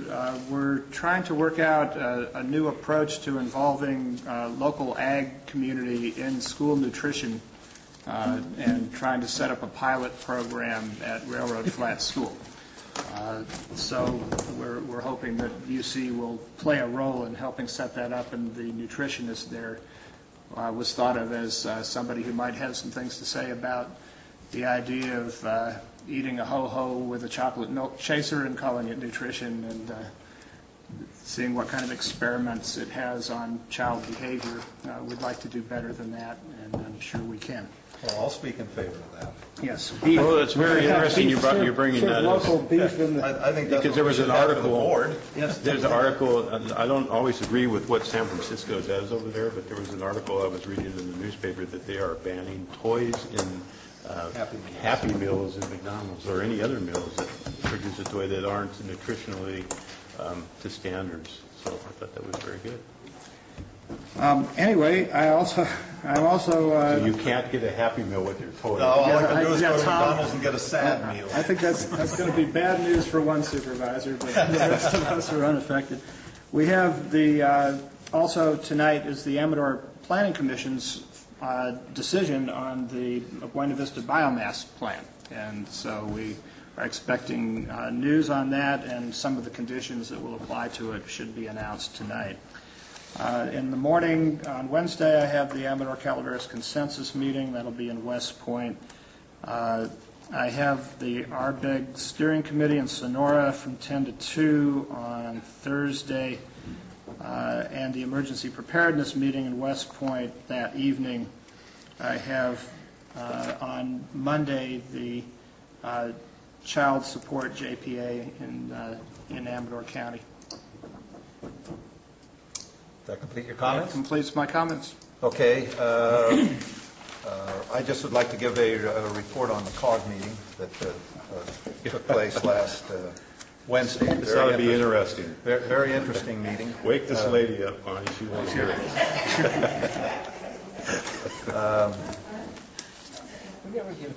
The board had asked that we should start. The board had asked that the Public Works Director meet with the COG Director to effectuate the orderly transfer of projects within the unincorporated area of the county as appropriate. When I say as appropriate, picking what the timing should be, particularly for those that are in process, to the County Public Works Department. At the COG meeting, the Executive Director of the COG presented a presentation to the COG board, basically outlining, in my opinion, not how this could be done, but why it shouldn't be done. Which the COG board, particularly the public members, were very strong in endorsing that position. I asked for a continuance. Initially, I wanted a 2-month continuance because I spoke with Tom Garcia, and he said he would have a hard time meeting a December deadline because I would like it to come back to the board. Since the board directed it, I think we should have a study session with Tom Garcia and find out his thoughts on what the COG staff's analysis that was presented to the board. So I asked for a 2-month continuance and then realized that the COG would meet in January for some reason. So I asked that it be continued to the February meeting. It didn't seem to me that time was of the essence necessarily. It was just that we needed good input and we needed a response from the Board of Supervisors. The COG board, including Marita, all voted no, that we could only have a continuance till December, and I believe the COG meetings, the next COG meeting is the 1st of December.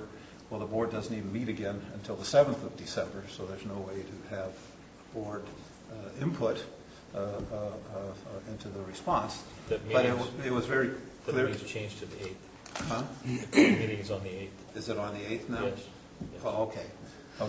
I think you're right. It has been changed to the 8th. But I still don't quite see how Tom is going to put it all together. He's this week at CSAC.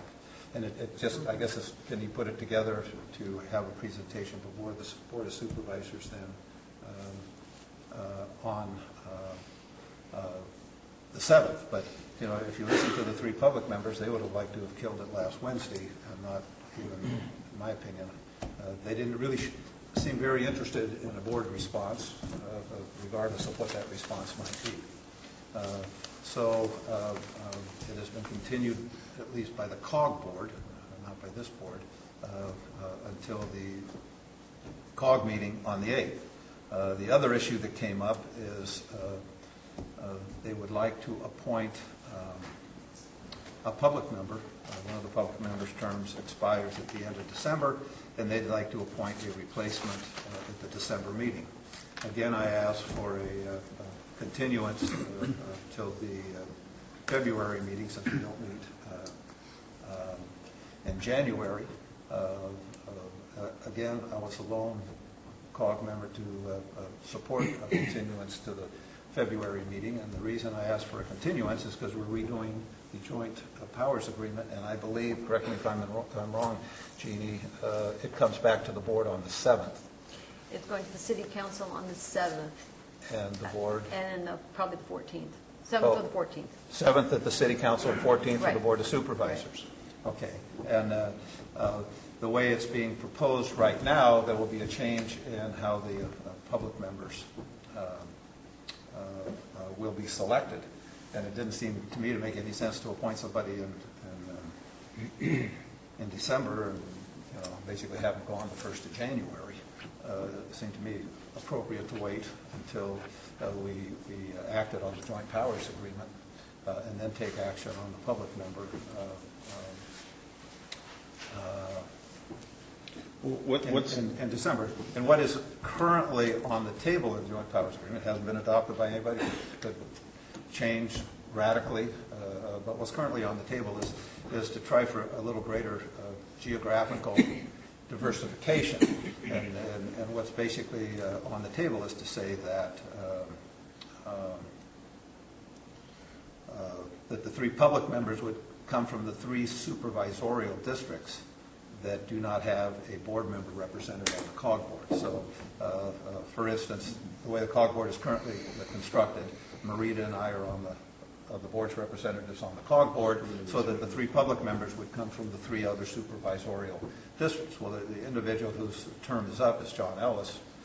He's from Marita's district, as is Dave Woods, who sits on the board, who's also from Marita's district. So you have 3 representatives on a 7-member board that are all from the Arnold district. So it made absolutely no sense at all to be appointing somebody when we're going to have a joint powers before both the city council on the 7th and the board on the 14th. And if we adopt it with at least that component of the for the public members, the person we adopt on the 8th will be off on the 15th. So, but I could not in any way persuade them, particularly the public members, who are very, in my opinion, very, very territorial and in no way want to give up any authority whatsoever. So those were the 2 issues before the COG that I thought there should be some awareness by the Board of Supervisors as to what's going on. I think Jeannie will hopefully work with Tom Garcia to see if we can have an appropriate board response on the 7th to the projects, or whether we need to continue beyond that. There was one city representative there, the other was absent. Elaine Morris was present, and she indicated that if the board was not prepared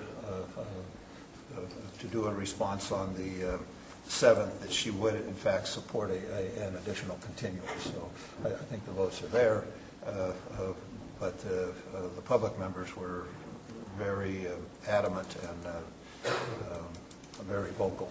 So that. So you were looking to fill John Ellis's coming up vacant seat, because yes. he will serve till the 31st of this year, and so they were looking to appoint somebody to fill that vacancy. But there is also another vacancy on the 8th. The 8th, right, Russ? You help me out here. The 7th is Tuesday, so 8th is Wednesday. On the 8th. Yes. Yes. So they're looking to fill. I don't know, but I would strongly suspect. I don't know. Did you hear back who the applicants are yet, Jeannie? No. The deadline is passed for the applications for that public position, but my suspicion would be that John has reapplied, but I don't know that for a fact. I think Friday was I've the asked deadline. Jeannie's office to call over and find out who the applicants are as of the cutoff date. So, Russ? I got some information on that because the COG had inadvertently made the cutoff day on a day when they had scheduled a furlough day on Friday. They weren't open, so some people had attempted to turn in applications and they were closed. So they did extend the application period, I think, until today. Until when, Russ? Today. Just to give people an opportunity to get them in. Well, put us on. We had the COG meeting. I don't believe that was brought up at all. But they forgot all about it. I mean, they essentially forgot that they were going to be gone until somebody realized on Friday when they did. Cutoff date was this past Friday? Yeah, it was Friday. And that was a furlough day for the COG. They were closed. So they extended it till when? I think this morning. Well, speak into the mic, so we've got the cameras running. Somebody wants to apply, you have an hour and 5 minutes. So I don't know quite how they got that word out, but I don't know. that it's continued. But anyway, so it's continued until today at noon? I don't know for sure. Does anybody know for certain? I thought it was yesterday, but people could always call. If they're interested, they can call the company. Okay, I don't know. Sir, do you have a comment? Tim O'Brien. I'm having difficulty hearing you, but if I hear you right, you want someone to be a public outside member of COG, the Council of COG Governments? is applying for a public member. I'd like to try Not having that applying, I position. mean, COG is accepting applications for a public member's term that expires the end of December. I'd like to apply for that position. Well, then you need to go to the board clerks and fill out an application. Jeannie? No. Okay. Is that where you go? You go to COG. You have to go to COG. You know where their offices are? No. The old Sterling Title Building in downtown San Andreas, on the left there as you're going downtown. You go up here to the 49 in Mountain Ranch Road. You turn right and you look to the left up on the hill. You'll see the green COG car there. Okay. I've been there. Okay. Thank you. He's So right with me. So I know Okay. it is. I will do that. Thank you. And the last issue on the COG, they brought up some of the properties brought up an allegation that I have a conflict of interest on the wagon trail project because my family, myself included, have a vacation rental on the other side of Angels Camp, and we allow people to bring their horses and stay in the old family ranch house that was built in 1912 and used the corrals and ride horses on the ranch. Sort of a bed and barn kind of a concept. And they alleged that since we allow horses to come to the ranch and that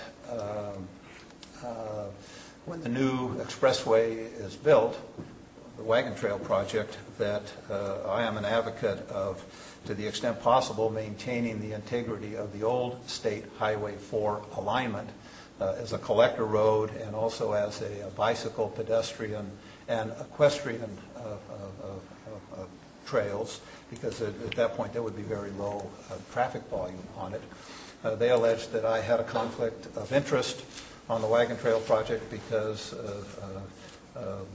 my family allows horses to come to the ranch.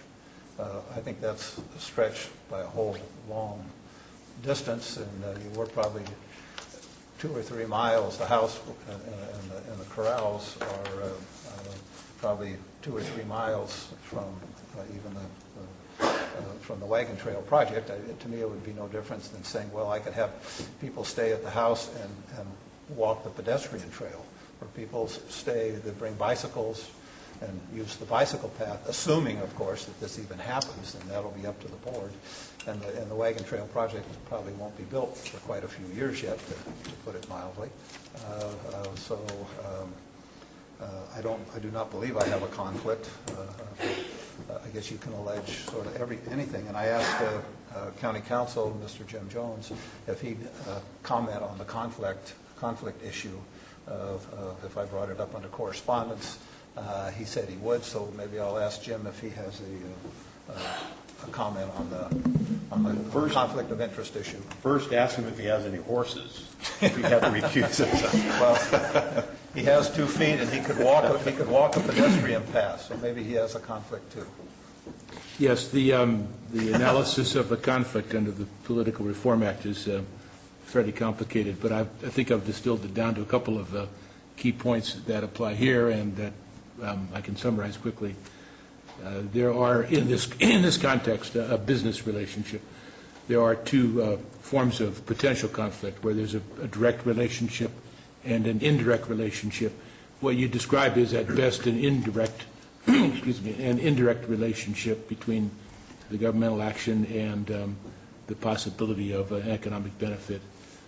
Under that circumstance, the Fair Political Practices regulations provide that there may be a conflict if a material financial effect on an economic interest is reasonably foreseeable.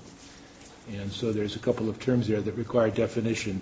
A material financial effect in this circumstance is defined as gross revenues in the amount of $20,000 or more. Well, I wish I met that. Well, so if there's a material financial effect and it's reasonably foreseeable, and that's defined as something that is substantially likely to occur, not a possibility. So if it's substantially likely that this governmental decision would generate $20,000 in revenue, then there potentially could be a conflict, and the converse is the case. So those are the rules I think that apply to this particular situation. I always say on these issues that my office, I don't have the authority to resolve these conflict questions. The Fair Political Practices Commission, they apply these rules and they make those decisions. Well, I would just for the record, I would put into the record that I don't know, we've had this sort of vacation bed and barn now for, I don't know, 5 or 6 years or so. And everybody that's brought horses have always stayed on the ranch. I don't know why they would want to go ride a piece of asphalt from Angels to Copper when we have beautiful trails on the ranch with wildlife and trees and creeks and et cetera. So I don't even feel that it would be a competitive place to go. And quite frankly, if the county did have equestrian trails there, and I think it's much more likely that they will have bicycle and pedestrian trails rather than equestrian. But even if they did, it would be something where anybody from out of town could come and ride their bicycle, take a hike, or bring their horses and ride the trail without staying at the house. I mean, they don't have to commit to anything at the Tryon Ranch to do so. It would obviously be a public facility. So I think it's a stretch to put that up, but I guess when you're frustrated, you throw against the wall what you can and see if something sticks. So anyway, that then completes my I had one other item, not COG, and that is historically, and I don't know why it was taken off, but under public comments, we always said 5 minutes per person, 15 minutes per topic. And for some reason, the 15 minutes per topic is not there. I think it should be there so that we don't have, political rallies that can just, have people talking on the same topic for an hour or close to an hour, as we did last time, which is really more a political statement than it was a question of the board or a clarification of anything. So if the board supports it, I would like to have the 15 minutes put back into in the title. And it says at the discretion of the board a little bit, or the chair, but I think that should be in there because it was in there, and I don't know how it managed to get out of there, quite frankly. I don't think the board would do that direction. Not since I've Does been any here. board member have a problem with putting the 15 minutes back in? I'd like to explore it for a moment. I think that there have been times when we've had people lined up for hours repeating themselves, and those are the moments where I sort of think 15 minutes might be real nice.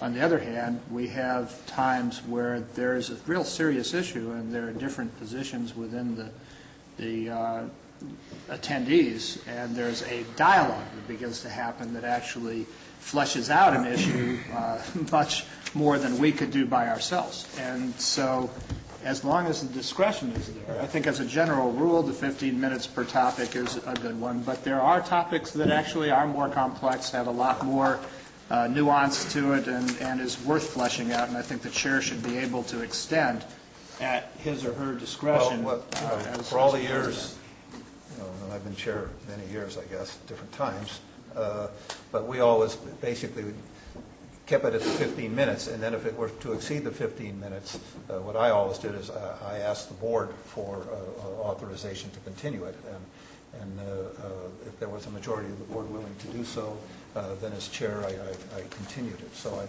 that discretion is there. It's not absolute.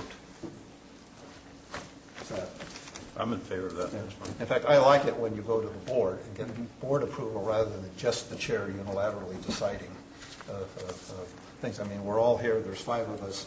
If we have a rule that should be waived by a majority of the board as a whole, in my opinion. Well, if you're going to be chair next year, we want control over you, so we've got to bring it to the board. Yeah, come to think of it. Probably a good idea. So, Supervisor Tryon. Okay, Joe, what do you have? Wait. Oh, excuse me. I think that recently, going back several meetings ago, we expected Jeannie to come back with some recommendations. Oh, that's true. We have staff working on a survey of different counties right now to see what they do with public comment and how they handle the So it wouldn't the just flow. be the 5-minute thing, but the That's entire correct. issue of how to incorporate public comment and... Okay, well then let's just That's right. continue until that discussion comes back. And we'll add this to that report. I don't have any objection to putting the 15 minutes back, but I just thought that since we did Okay, give some direction. We'll defer to Jeannie. I'll defer to Jeannie. And the other thing, did you want to take an opportunity to talk about the LAFCO meeting from last night? Well, we had a LAFCO meeting, and I must say, we had a public member. There's only one public member on LAFCO. There's 2 board members, 2 city council, 2 special district, and 1 public member to make a 7-member. And a public member alternate. And a public member alternate, excuse me, thank you. As do all the city and county and special districts have alternates too. But we had absolutely, in my opinion, the most qualified group of applicants for the public member position that, in my 26 years on the board, I don't think we've ever had that level of qualified applicants for a public member position. It's like, sort of like, well, where are you on things that are, more controversial than what we have on LAFCO. But after much discussion and soul searching, we finally, were able to separate the chaff from the grain and the cream from the milk, and we did unanimously, as a LAFCO board, appoint Anita Pack as the public member. And we're asking county council to see if he can keep her under control. So that's the LAFCO. Good luck. Anita Pack is Jim's wife, just for the record. So, well, but anyway. also on the record, that decision was an easy one to get to because of Anita's devotion to duty for the last. Anita had been the alternate. She'd been the alternate. Excuse me, the public member alternate, and had done an outstanding job in that capacity. So, Joe, what are your comments? It's interesting what you were just talking about. How many positions, LAFCO and other agency things, can people hold in this county at one time? I want to go back to your COG thing. Well, Anita holds no other position. She's off the Assessment Appeals Board then? Oh, is she on the Assessment Appeals Board? Okay, I stand corrected. I didn't realize she was on the Assessment Appeals Board. I want to go back to your COG thing to verify what I heard, that it's going to be looked for the districts that are not represented by a board member for the public members. That's a proposal that's currently on the incorporated in in what's currently being discussed. That can change. Will that be a consideration for next year when the board members change? No, I think upon adoption of the joint powers agreement, assuming it gets adopted and assuming that's in it, then it will become effective basically immediately. Then I would say you might have the point of a need for continuance. Say that again. Because you are a member, a board member on COG, so is Ms. Callaway. Right. So if that happens, then nobody within your districts can be an appointed member. Correct. And yet the application from COG did not differentiate that or make any kind of that That's statement. because we haven't adopted the new joint powers agreement, and they didn't want to continue it for the joint powers agreement to potentially be adopted on the 7th by the city and on the 14th by the county. I thought it should be continued rather than appointing somebody on the 8th and not have them sit very long. And there's not another meeting after December anyway until February. I don't know why we couldn't have waited till February, but... So what happens if somebody is appointed from your district, somebody is appointed from Ms. Callaway's district, and this thing takes place? Do you then remove them and start all over again? Yes. Okay. Thank you. I mean, that's my feeling. I guess we'll see what comes out of the process. If that's what the JPA agreement comes down to, then you'd have to read. So that JPA is going to come to the board on the 14th. The city acts on the 7th. Check and see what's in it, Joe. Oh, I will. Just as I will, because I won't know what the final product, what is finally being recommended until I pick up the board packet. Very good. Thank you, sir. Thanks, Joe. Marty. I know it's not public comment, Marty Crane, but it just occurs to me that is just one way of addressing this challenge to find the right public members. Another way would be to look for people who have an interest in the entire county and find those that would work within the process the best, regardless of where they actually live, because this is Calaveras and we travel all over the place and we all own our entire county, and I know you disagree with me, but that's part of it. Well, we're trying to get some geographical balance. So. You are, and maybe that's just one. I mean, if it happens, I mean, it hasn't happened, so I'm just giving a COG report. I make no projections as to what the final joint powers agreement will look like. So that's a work in progress. So with that, I lost my agenda. We want to move on to Jeannie. I would. We have. Oh, excuse me, Jeannie. Thank you. It's okay. Just a couple of comments. I thought obviously the final word would be mine. A reminder that next week. Marita. Yeah. Next week there is no board meeting. In fact, next week, the first 3 days of the week, other than public safety, the county is primarily closed due to furlough, unpaid days, and then the holidays, Thursday and Friday. There is not a meeting on the 30th of November because that's the 5th Tuesday of the month. So the next public board meeting will be December the 7th. So I just want to let you know. Pearl Harbor Day. That's true. On December the 7th, we are scheduled for 2 study sessions. One will be a general informational meeting on water issues, and it will be presented with planning and CCWD. We also will be scheduling one for a discussion about possible sites for the animal shelter, which is an issue we've been working on for the last year for the Humane Society and trying to find a suitable location for a new facility. The other news I'd just like to tell you about is the state budget. The governor has once again called a special session. The new legislative session starts and the new legislative members are seated on December the 6th.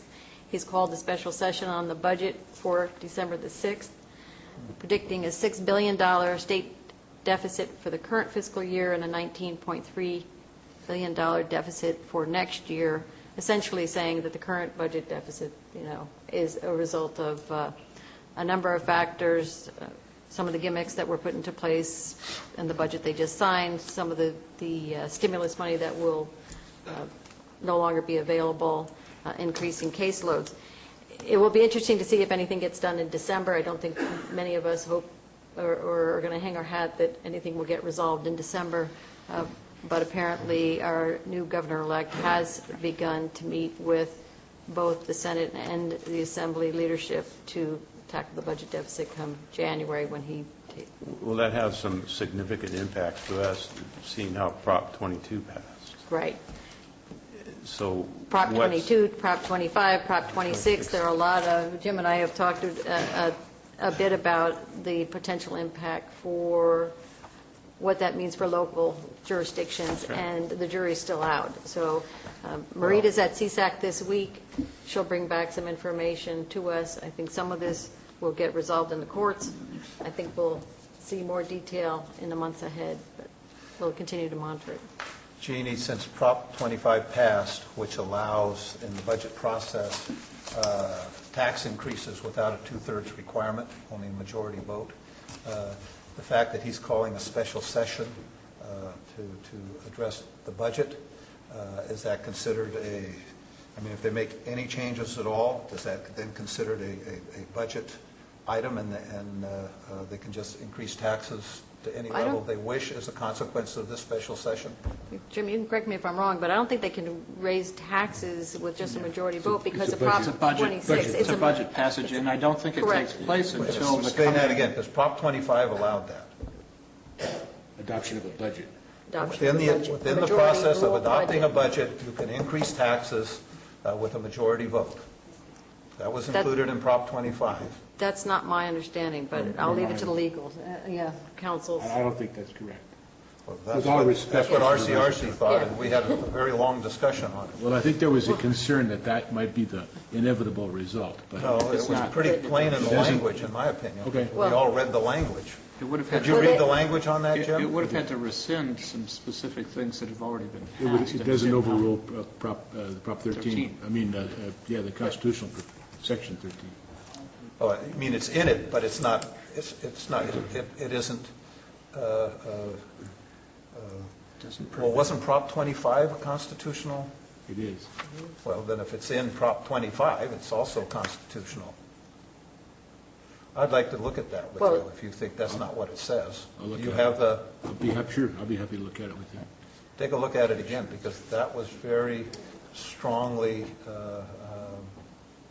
felt by the staff, or some of the staff at RCRC. We had a long discussion on it, and I heard a lot of other comment from commentators saying that they thought that is exactly what it was saying in Prop 25. It wasn't in the ballot headline at all, which I thought was horribly wrong, if that's in fact what it did. But why don't you take a look at that, and you might even call RCRC or CSAC or something, see if there's a determination on that, or your county councils association. Marita's down at CSAC down at Riverside this week. I expect when she comes back, she'll be able to provide some additional information, because this will be a hot topic of discussion down there this week. Okay. So, more to come. That More to concludes my come. comments for now. Okay. Thanks for Thanks for the job. stirring it up a little bit for us, and now we'll have to wait until December 7th. Happy birthday. Thank you. Jim, any comments? Madeline, any comments? We do have a closed session, but before I adjourn, I would ask that we all please stand and sing happy birthday to Gary Tofinelli. Thank you. So I'll stand and sing happy birthday. What? Okay. Russ, will you lead us in happy birthday? Do I have to stand too? Oh, you can sing. You're a man of honor. Okay, Russ. Happy birthday to you. Happy birthday to you. Sing, Joe. Happy birthday, dear Mary. Happy birthday to you. Well, thank you very much. We stand adjourned. Darren, did you get that on film? We don't have a close. We're putting that